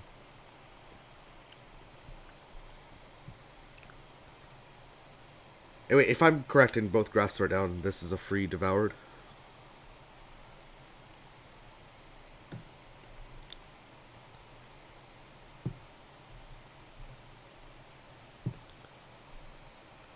Stability High Claw coming out for Chykka. It's 4 power. Oh, it's the other one. Weird. I did not expect the other one. Vega now takes the other side of the board. The you blank, this is the end, will get hit for 2 and miss. We'll get hit for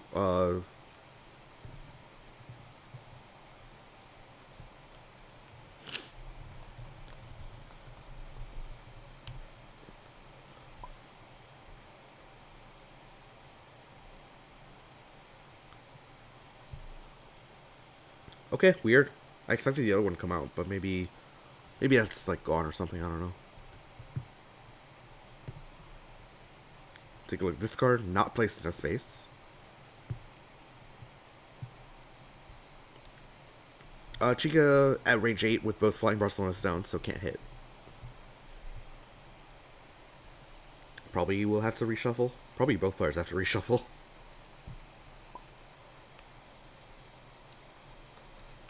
Okay, Feathers looks like he's finally found the second focus. Oops, forgot to mute my mic for that cough. Apologies for that. Slash, maybe you guys have already heard me cough because I'm not doing the best job at muting my mic. I don't know. Chykka goes for the reshuffle. Feathers going for the reshuffle as well. Full reset here.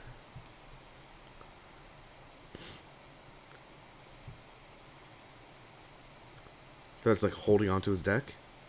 Holding. Holding.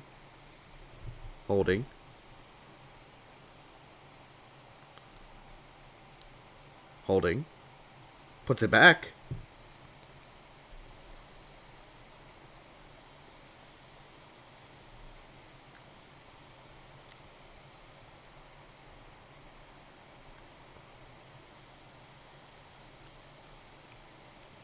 Change cards instead. Change cards 5. Drawing 6.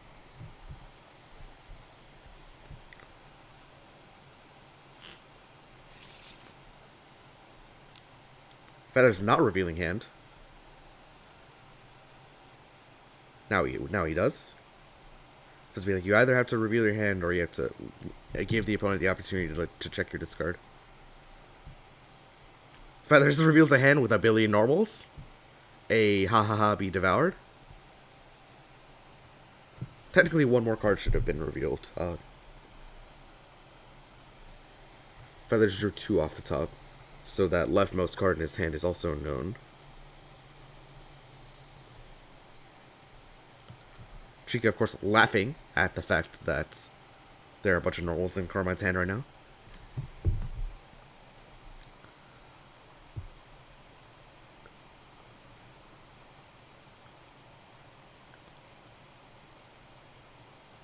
Carmine drops a spike in the sweep.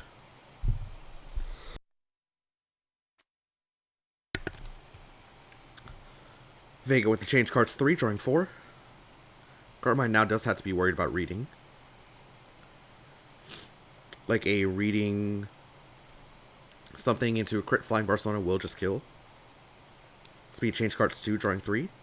Carmine keeping the focus in hand.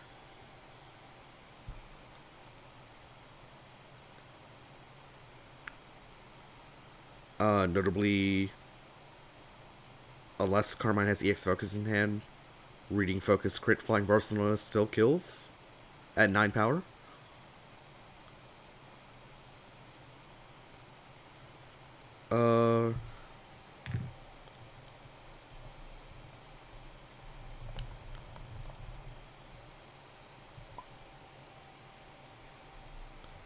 Okay. Feathers discards.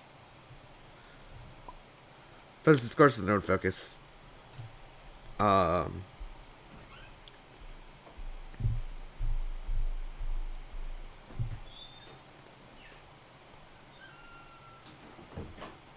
think Claw just prepared. Devoured goes on a thrust space. Wonder why Vega prepared over change cards there. Vega can still totally win with a reading here. 2 crosses, 2 grasps.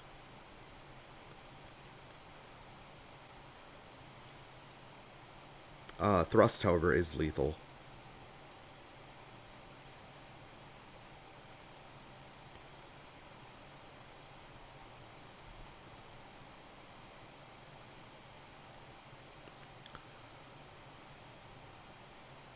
Yeah, I wonder why Chykka went for a prep there instead of a bigger change cards action. Unless he had exactly everything that he needed already. Which does not seem like the case. I don't know. Feels like a more aggressive change cards was in order. Repel Leap. +2 power on this strike. Vega moves to range 3. Range 3 mix-up on live.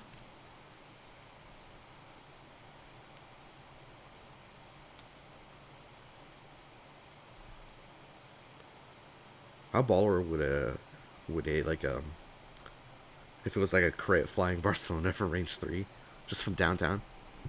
From downtown to range 3. Don't think it is, but how sick would that be? Is this a spike now? Is the only question. Are we going assault? Or are we going spike?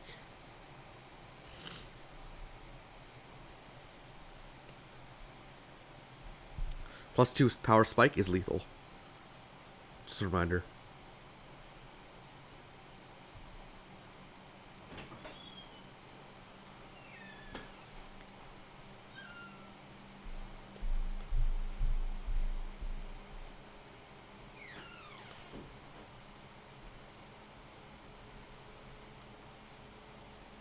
Vega now crits. Well, are you playing crit assault? Are you playing crit spike? Are you playing crit pounce? Crit pounce also a lethal option, but I don't think it's the pounce. Carmine calls out the assault, and it's the spike. Vega down to 1 HP. Spike misses, of course.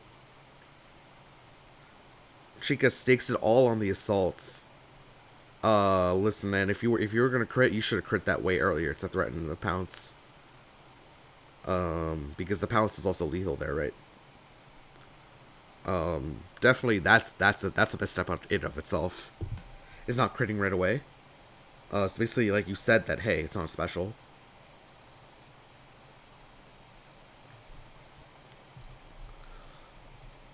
Carmine guesses the 50-50 of the assault spike correctly.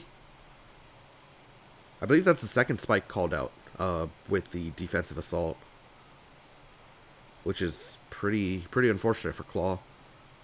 Seeing how both of them would have been 7 damage here. Okay, Carmine initiates with a single card. Is it the Grasp?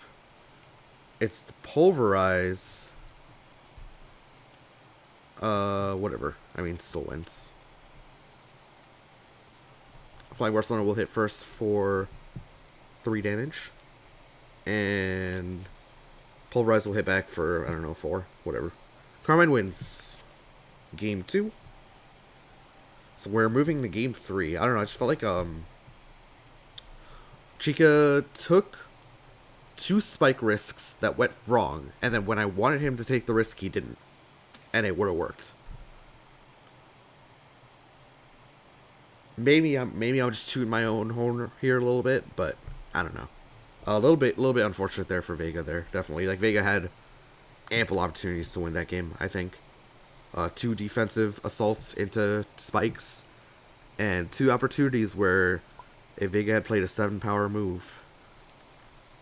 Okay, Chykka claims that he did the math wrong on Barcelona against EX Focus. Yeah. Okay, that makes a lot more sense. That Chykka thought that the Barcelona would pop EX Focus, and that's why he went for that play, because that play is pretty boneheaded without that. I'm not gonna lie. That plays pretty bad, like extremely suspect, if Chykka didn't do the math wrong. I mean, it's still suspect, even if Chykka did the math wrong, but at least now it's like justifiable. It's not justifiable, but it's understandable. There you go, that's the right word. Anyway, we are moving on to game 3. Feathers has the Ryu, the Beheaded, and the Bang. Chykka can run it back with the Vega, has the Fight and the Clover as well. For game 3.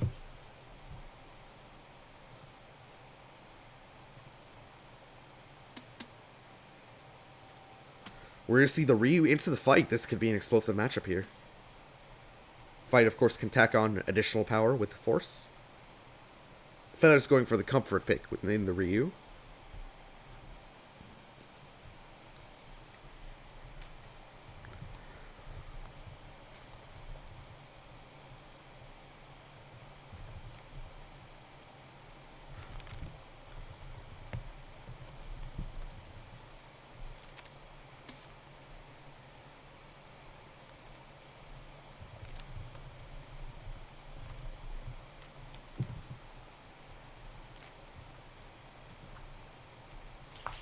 We'll take a look at Fight's kit here, because we haven't really taken a look at it. Fight has 3 ultras for... Oh, I apologize. I shouldn't be swinging the camera on like that.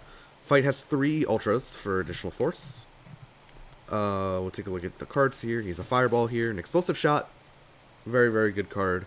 3/5, 5/5. Hit at the top card of discard to your gauge. Retreating bolts. Very interesting card here, actually. Only 2 damage, but like becomes it becomes like a really potent option in the corner as well. Where it just becomes like a super, like in a specific scenario where like you're in the corner and your opponent's at range 3, it's like super above curve, especially when you're exceeded.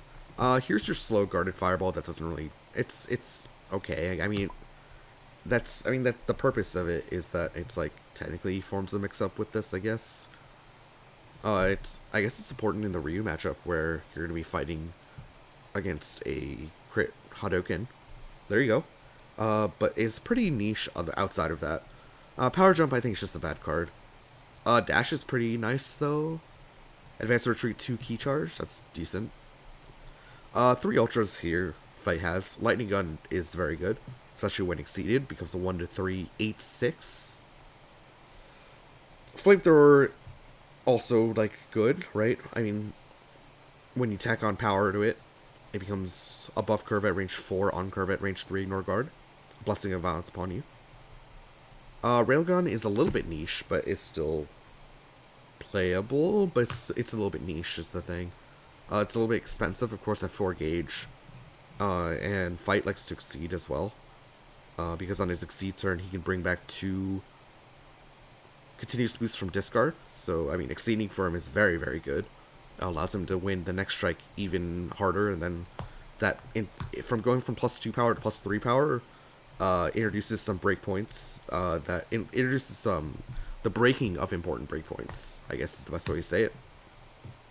So for that reason, I think Railgun is a little bit niche, but, I mean, still decent. And Ryu we saw already, so we really need to take a look at that kit.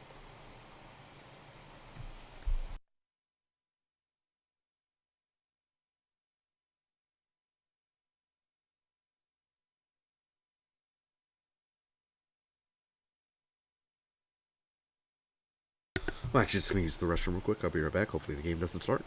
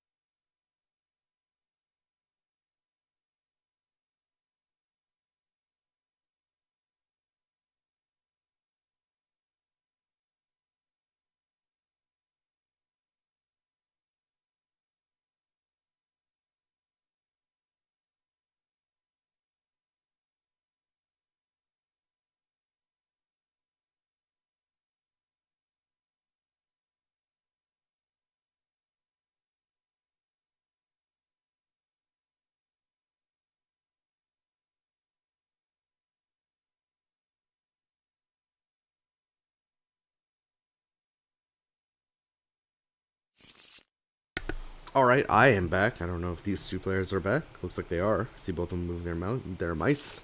Fight, I'm assuming, will be going first. It's a Ryu. Electro Charge, actually a card in this matchup. unlike most matchups.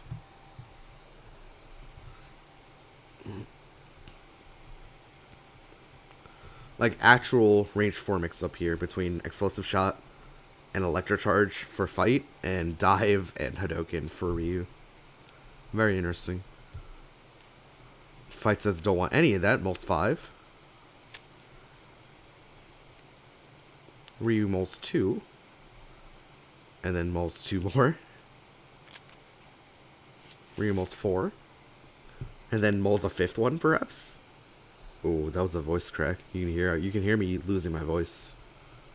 Hopefully I'll be okay for Moriarty Migo tomorrow. I think that's the last round 5 match that actually matters for playoff implications. Oh, yeah, I guess I never discussed playoff implications for this match. Whoever wins this match is into playoffs, and whoever loses this match has to play the tiebreak round. There we go. That's the playoff implications. 2 hours into the video, we'll give you the stakes of the match. We'll frame the match for you nicely. Chykka prepares turn 1, makes sense to me. Back to Ryu.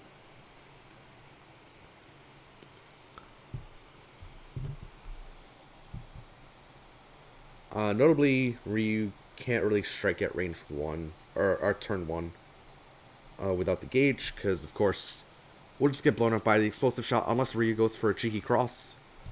If Ryu initiates with the cross, then can get blown up by the electro charge, but not the explosive shot. Explosive shot only hits 3 to 5. I don't foresee a world where Ryu initiates with the cross here, so it's largely a moot point, but still.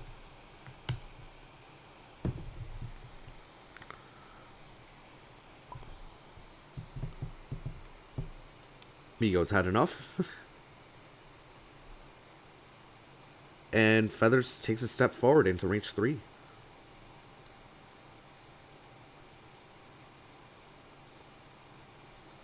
Range 3 is interesting because now you're giving Fight the range 3 mix-up with potential +2 power. But no, we're actually just going to see the dash back to range 5 for Fight with key charge involved. Range 5, of course. Bam. Bam. Ryu runs into range 2 now. Again, no crits, so no above curve option for Ryu. A speed 5 performs perfectly well here for Fight, it feels like, though. And like the only time a speed 5 doesn't perform really well is if Ryu has the Assault in hand. Which is not out of the question since Ryu did move to range 3 on turn 1.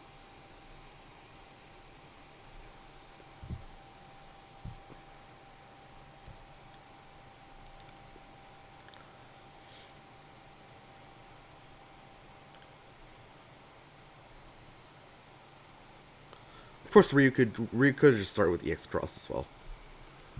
See, Fight initiate a card, no spend, so this is almost assuredly under a curve. This just feels like Assault to me. If Ryu's cross, I think you mash cross. Otherwise you play, I don't know, you play like Focus or Sweep. I mean, Chykka was pretty frisky with the spikes last game, but I don't foresee that same playstyle happening this game.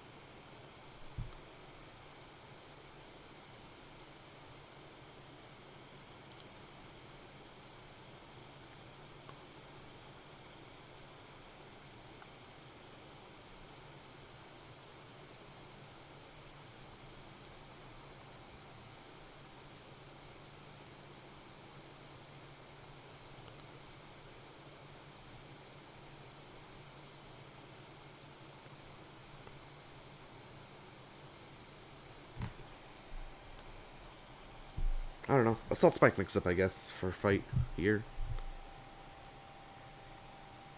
I don't think we're playing Power Jump here for Fight. I'm not gonna lie to you. Is that an EX Donkey Kick? It's EX Assault. Wow. Fight playing a range 2 dive? That's not what I expected at all. But we called the Assault. We called it out.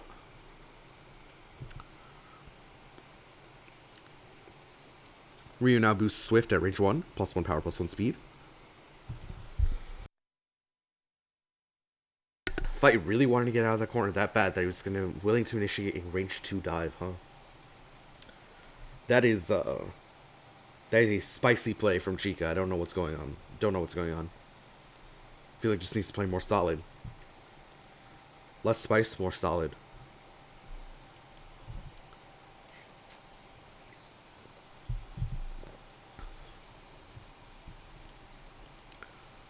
A Swift at range 1. Last time I think we saw Swift at range 1, Ryu went for a 7 power donkey kick, if I'm not mistaken. As we see the tactical come out from Fight to get out of the corner. +1 speed, now advanced retreat 1. Assuming Ryu just crosses over. Yep, Ryu crosses over, takes alongside a board again. Notably, like, Fight had to spend an Ultra for this, and a good Ultra in Lightning Gun.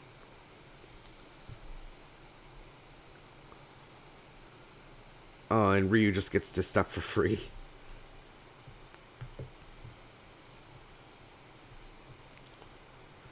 Fight now on short side of board again. At the very least, like, retreating bolts is a thing. We're gonna see the Explore come out. This is another Ultra spent for Chykka just to get out of short side of board. Now advance to retreat 2, hit, put the top 2 cards of your deck into your gauge. Well, I guess this makes sense in a world where maybe Chykka's EX cross, because, well, actually no, Ryu's down a cross. If Ryu has a cross, he initiates it now 100%, right? Unless Chykka's like feeling extra saucy and goes for an Electro Charge or something. But Chykka can't really safely initiate a cross because he's probably going to get crit Shoryu'd.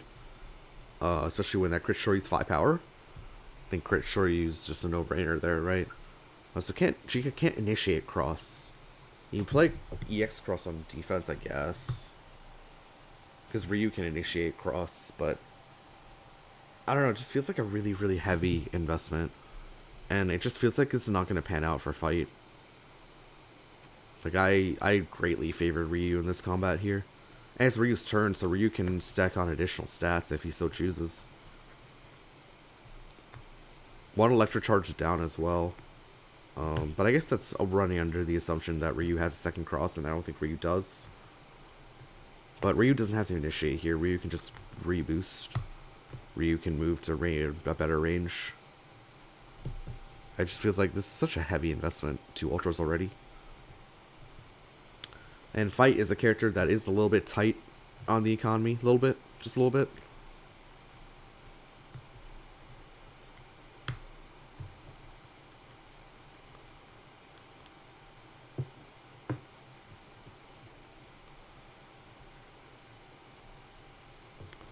Ryu takes a step back with the quick step. And now initiates a strike at range 3.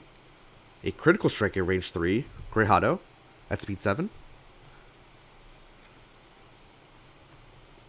Diffuses the boosts that Fight has as well. And just, yeah, I mean, Feathers finds the right play here, right? I mean, like, I guess technically this is a mix-up, because, I mean, Fight can go for a sweep here to counter the... I wonder if this is a dive from Ryu to counter the sweep. Is the dive or a spike from Ryu? Oh no, it's a spike, isn't it? Oh, it's a sweep! Oh my god, Chykka, no, he gets outread.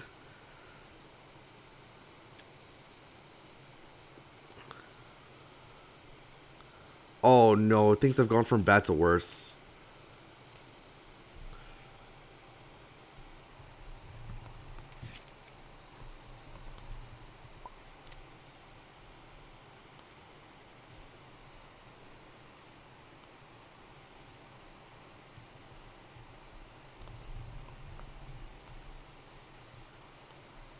Yeah, Chykka should be 18. He was at 25 before. And things have gone from bad to worse for Chykka. Man, I felt it. I felt something was wrong in the disturb. Something felt wrong there. Something felt funny there for Ryu. It felt funny.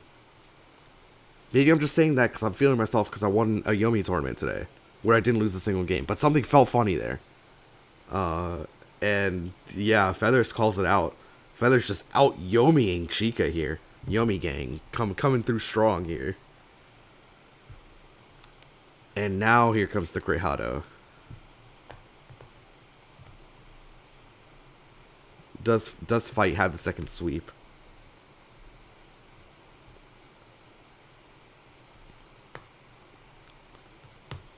Oh man, that's too good from Feathers. That's too good. Oh, Feathers. I guess that's a spike. I guess that's the thing. Sure, that'll trade.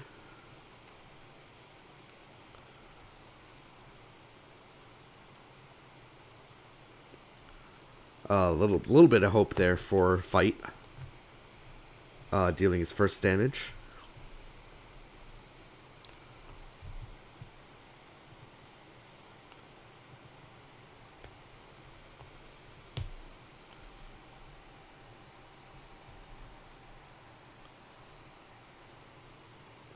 Puts the Hado on top. I don't know, man. I just felt it. Something felt funny about that range 3 critical initiation last turn. Something felt funny about it. I'm just happy that I felt that something felt funny about it. Okay, Feathers. Chykka prepares here.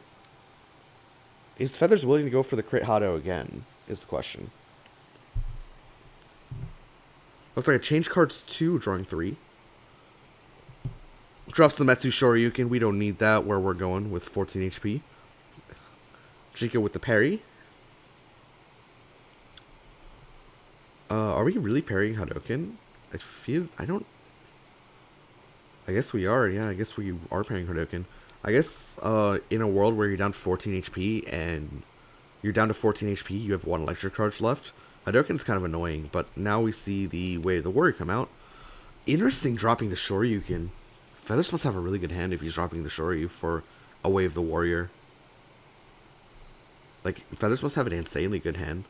What cards must Feathers have for you to drop a Shoryuken from hand and you still keep the gauge around, right? So you keep the gauge.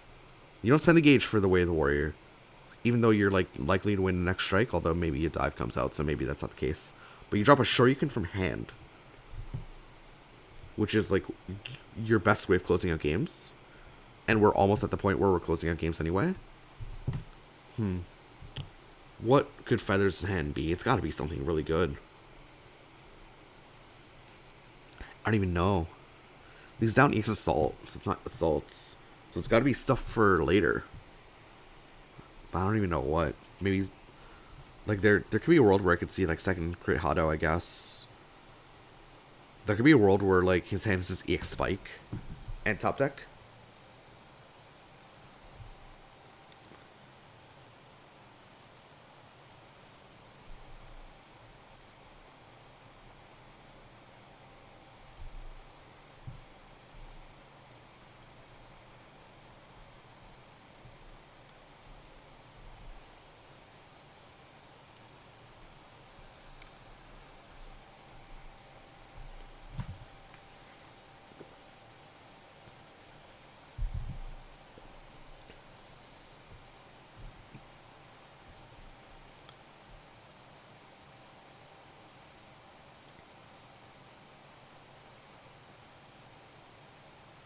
Okay, Chykka very clearly does not have to dive in hand because the tech has not immediately been slammed on the table.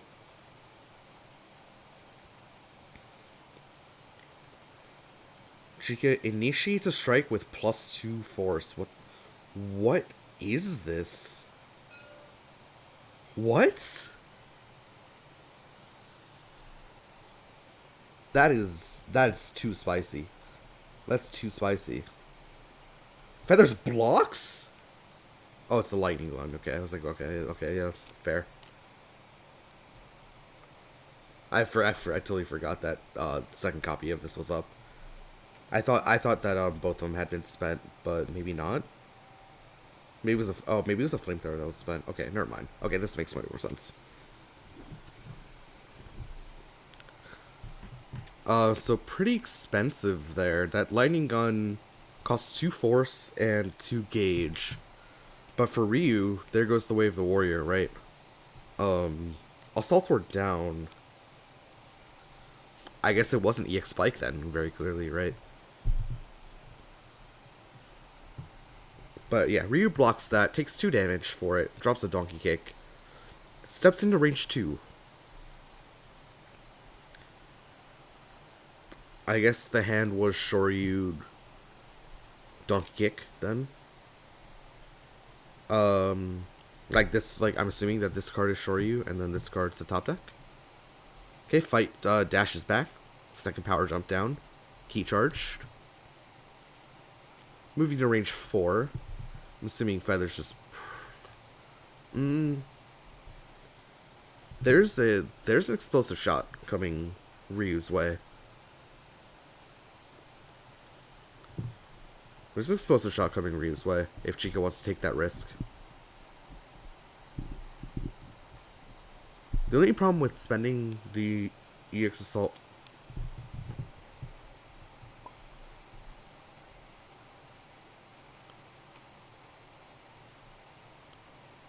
What did Feathers do? Feathers just, like, moved...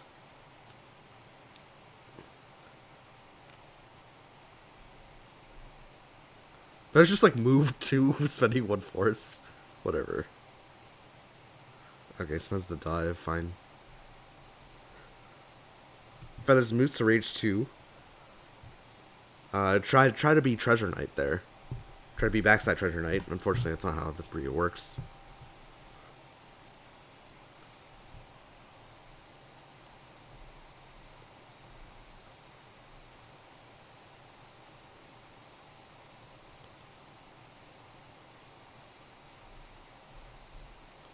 That's weird how it says these are the default normals when they're Season 2 normals. That seems wrong.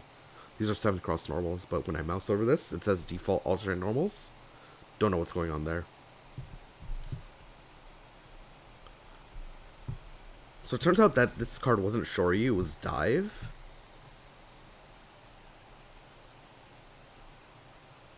Interesting.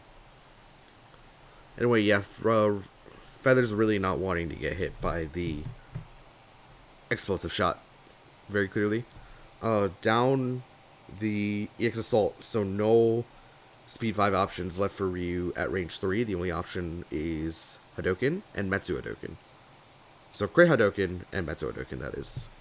So yeah, Feather's really not wanting to get hit by that option. Moving into range 2. Spending force to do so.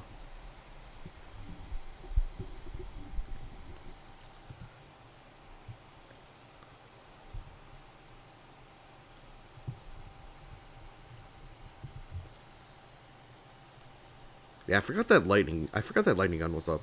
I should have caught that one. Should have caught that one for sure.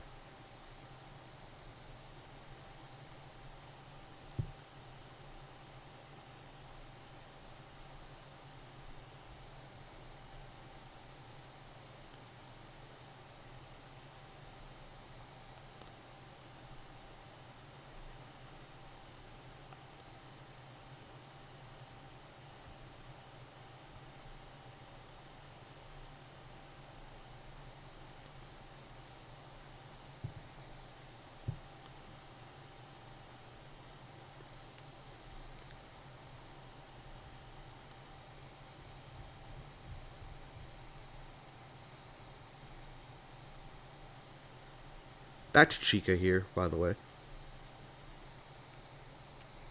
Boosting Fierce at range 2.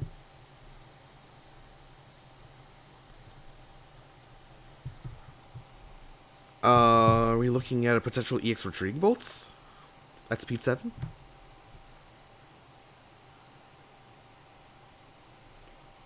That would be 8 billion damage approximately.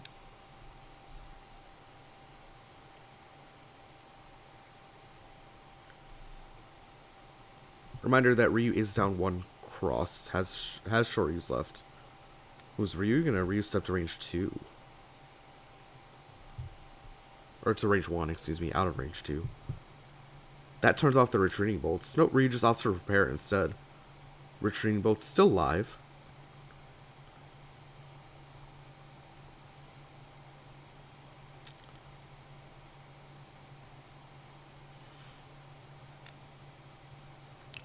Prep, back to Ryu. Now Ryu steps forward, okay.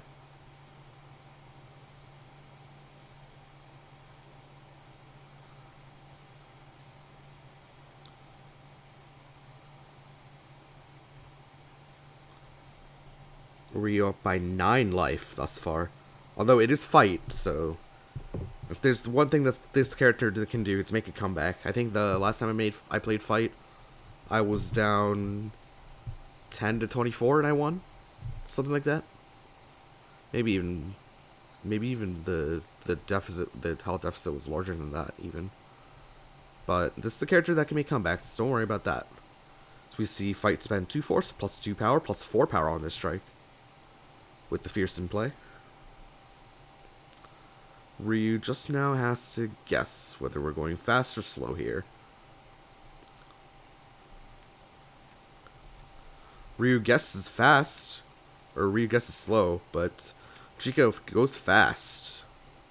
Second grasp beats the dive, so be 7 damage. Pushing Ryu into the corner, although Ryu can just get out for free very easily. And suddenly life totals are equalized. Notably, that did take both grasps. As, yeah, Ryu just steps out of the corner.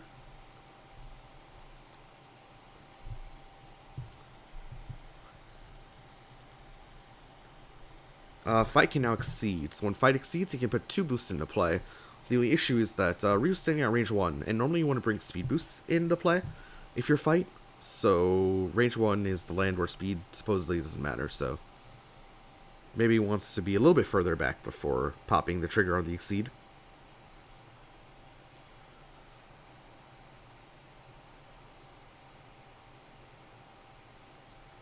There's one negative I would say about Feathers' Ryu.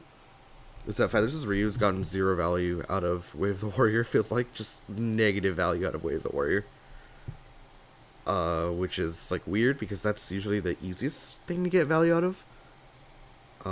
But for Feathers, not the case. Like I'm really enjoying how liberally Feathers is using the Ryu step.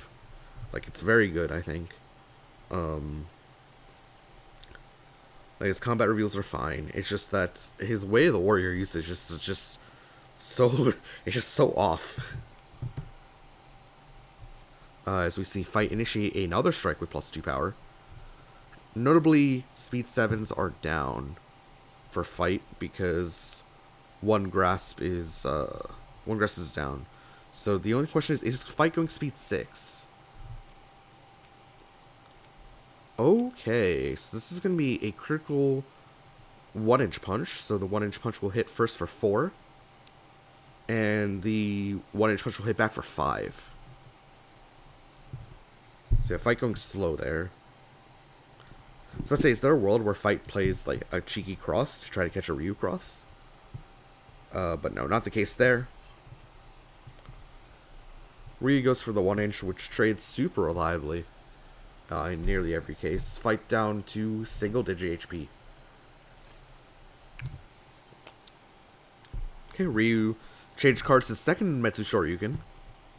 Draws 3.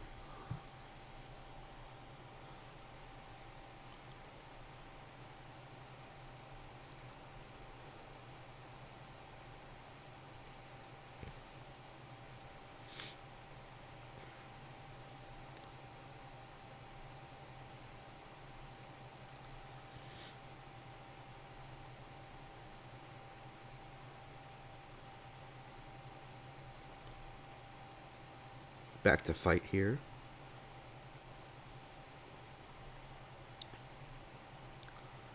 Who, like we said before, I mean, both these characters are like 2 combats away from killing each other. Just because fight can tack on additional force for power. Like if fight has enough juice, this health discrepancy doesn't matter so much. If fight has enough juice and is able to hit.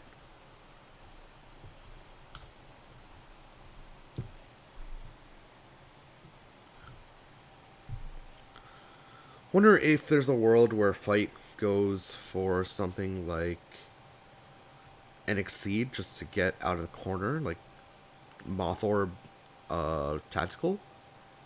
Move to range 3 or something?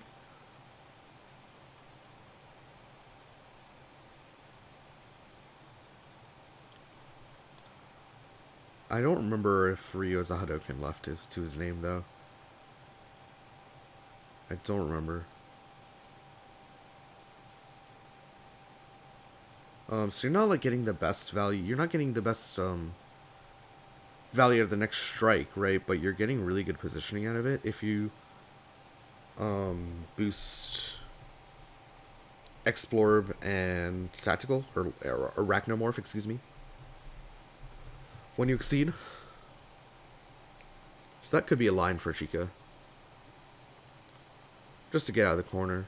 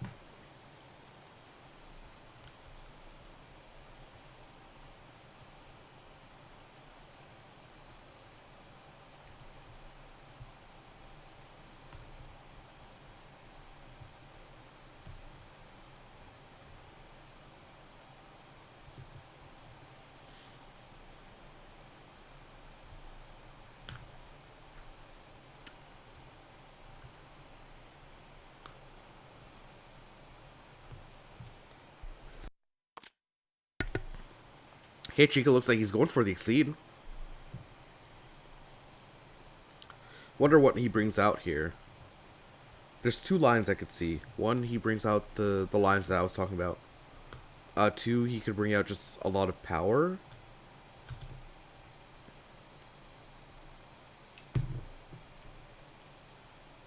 Or he can do like a 50-50, right? He can do an Explorb and a Fierce, maybe? So we'll take a look at backside fight here. Okay, actually just going for the Explorb and the Light. Okay, that makes sense.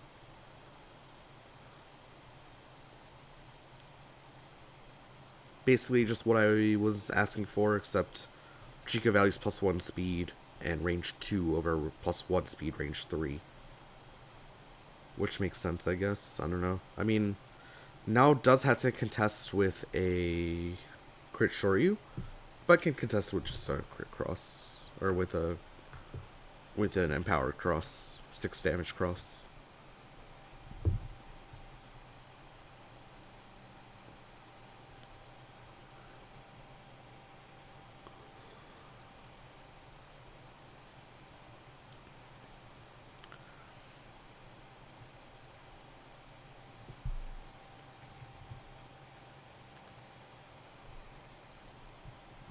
Back to feathers here.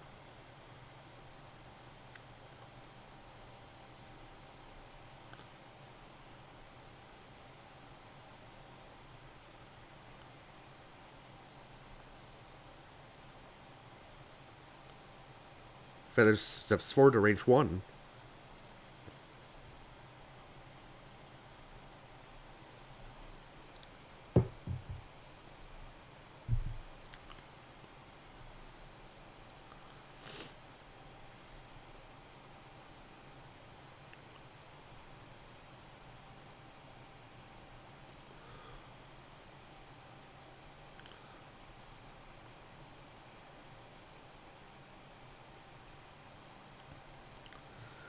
Take a look at Ryu's got 7 in hand, 7 in deck. Fight has 6 in hand, 8 in deck. So we're getting close to that point where cards are starting to get known with high-ish probability. We're going to see a retreat Retreat 3 out of the corner, back into the other side of the corner. Now threatening a speed 7, power 6 explosive shot, power 7 explosive shot if it's EX'd.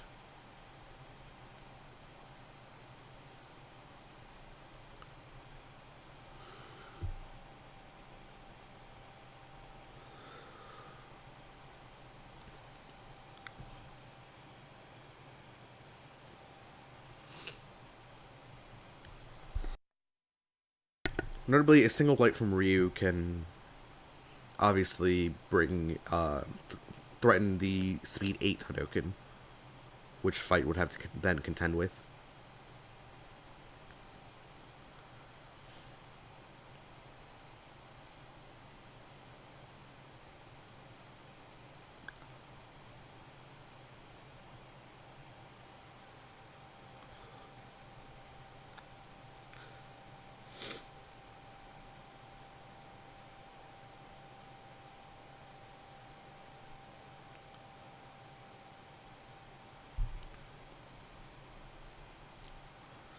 I guess I'm running under the assumption that there is a token left in Ryu's deck. There could not be. I might have just forgotten. It's getting a little late. It's been 2.5 hours. And here comes the +2 power, +2 speed from Ryu.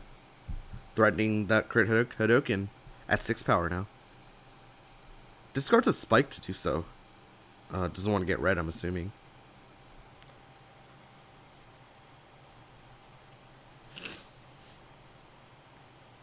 Now Fight, caught in a little bit of a weird position. Range 4 is not the place to be when your speed is getting matched.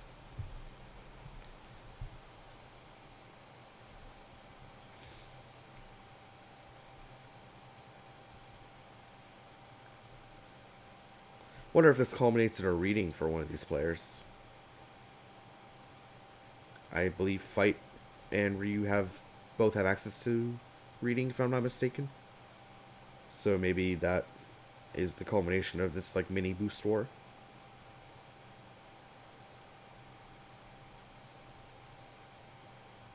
I feel like I've been calling a lot for reading today and it just hasn't been coming for the most part, but I don't know, seems pretty good.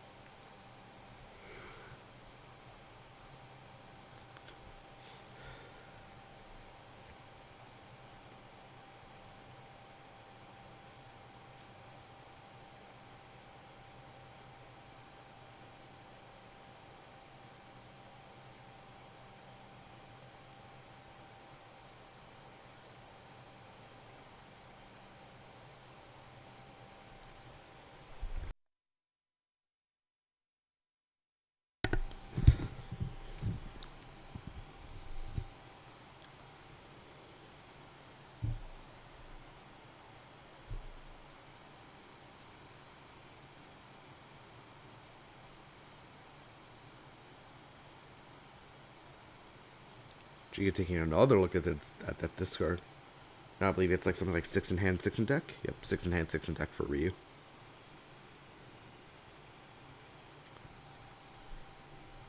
I'm assuming Ryu might have another normal, but the spike was just the one that Ryu had 2 of. Something like that, if I had to guess. Yeah, because we were surmising that Ryu had an EX spike. And yeah, here comes the reading. Spending 1, 2, 3, full send. Reading focus, hits, and that's an explosive shot for 7. Or for 6, excuse me. Flamethrower goes back, gets recycled into the gauge. Actually, no, unfortunately the flamethrower does, yeah, the flamethrower does get recycled into gauge.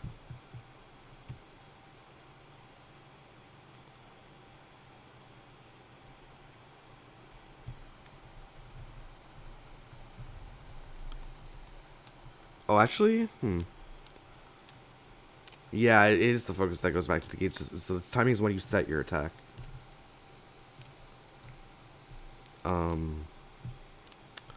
Which means focus isn't done resolving until after this force is spent.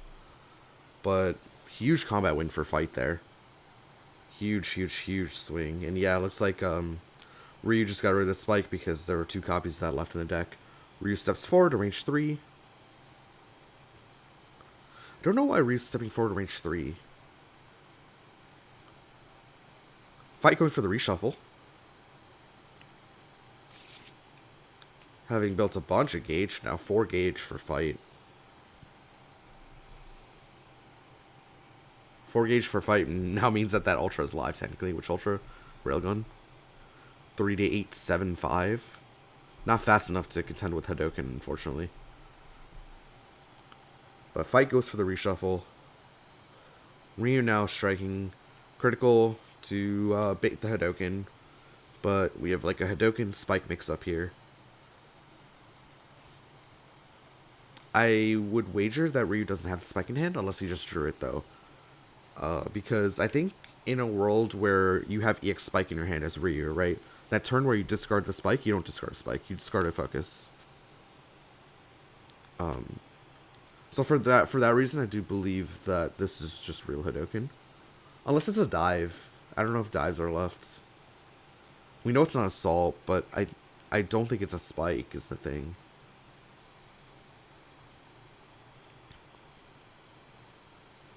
Because, like, why would Feathers discard only 1 spike? Actually, no, there's merit to discarding only 1 spike, I think. I take that back. There's merit to only discarding 1 spike. This could be a fake. I personally don't think it is, but I think it could be a fake.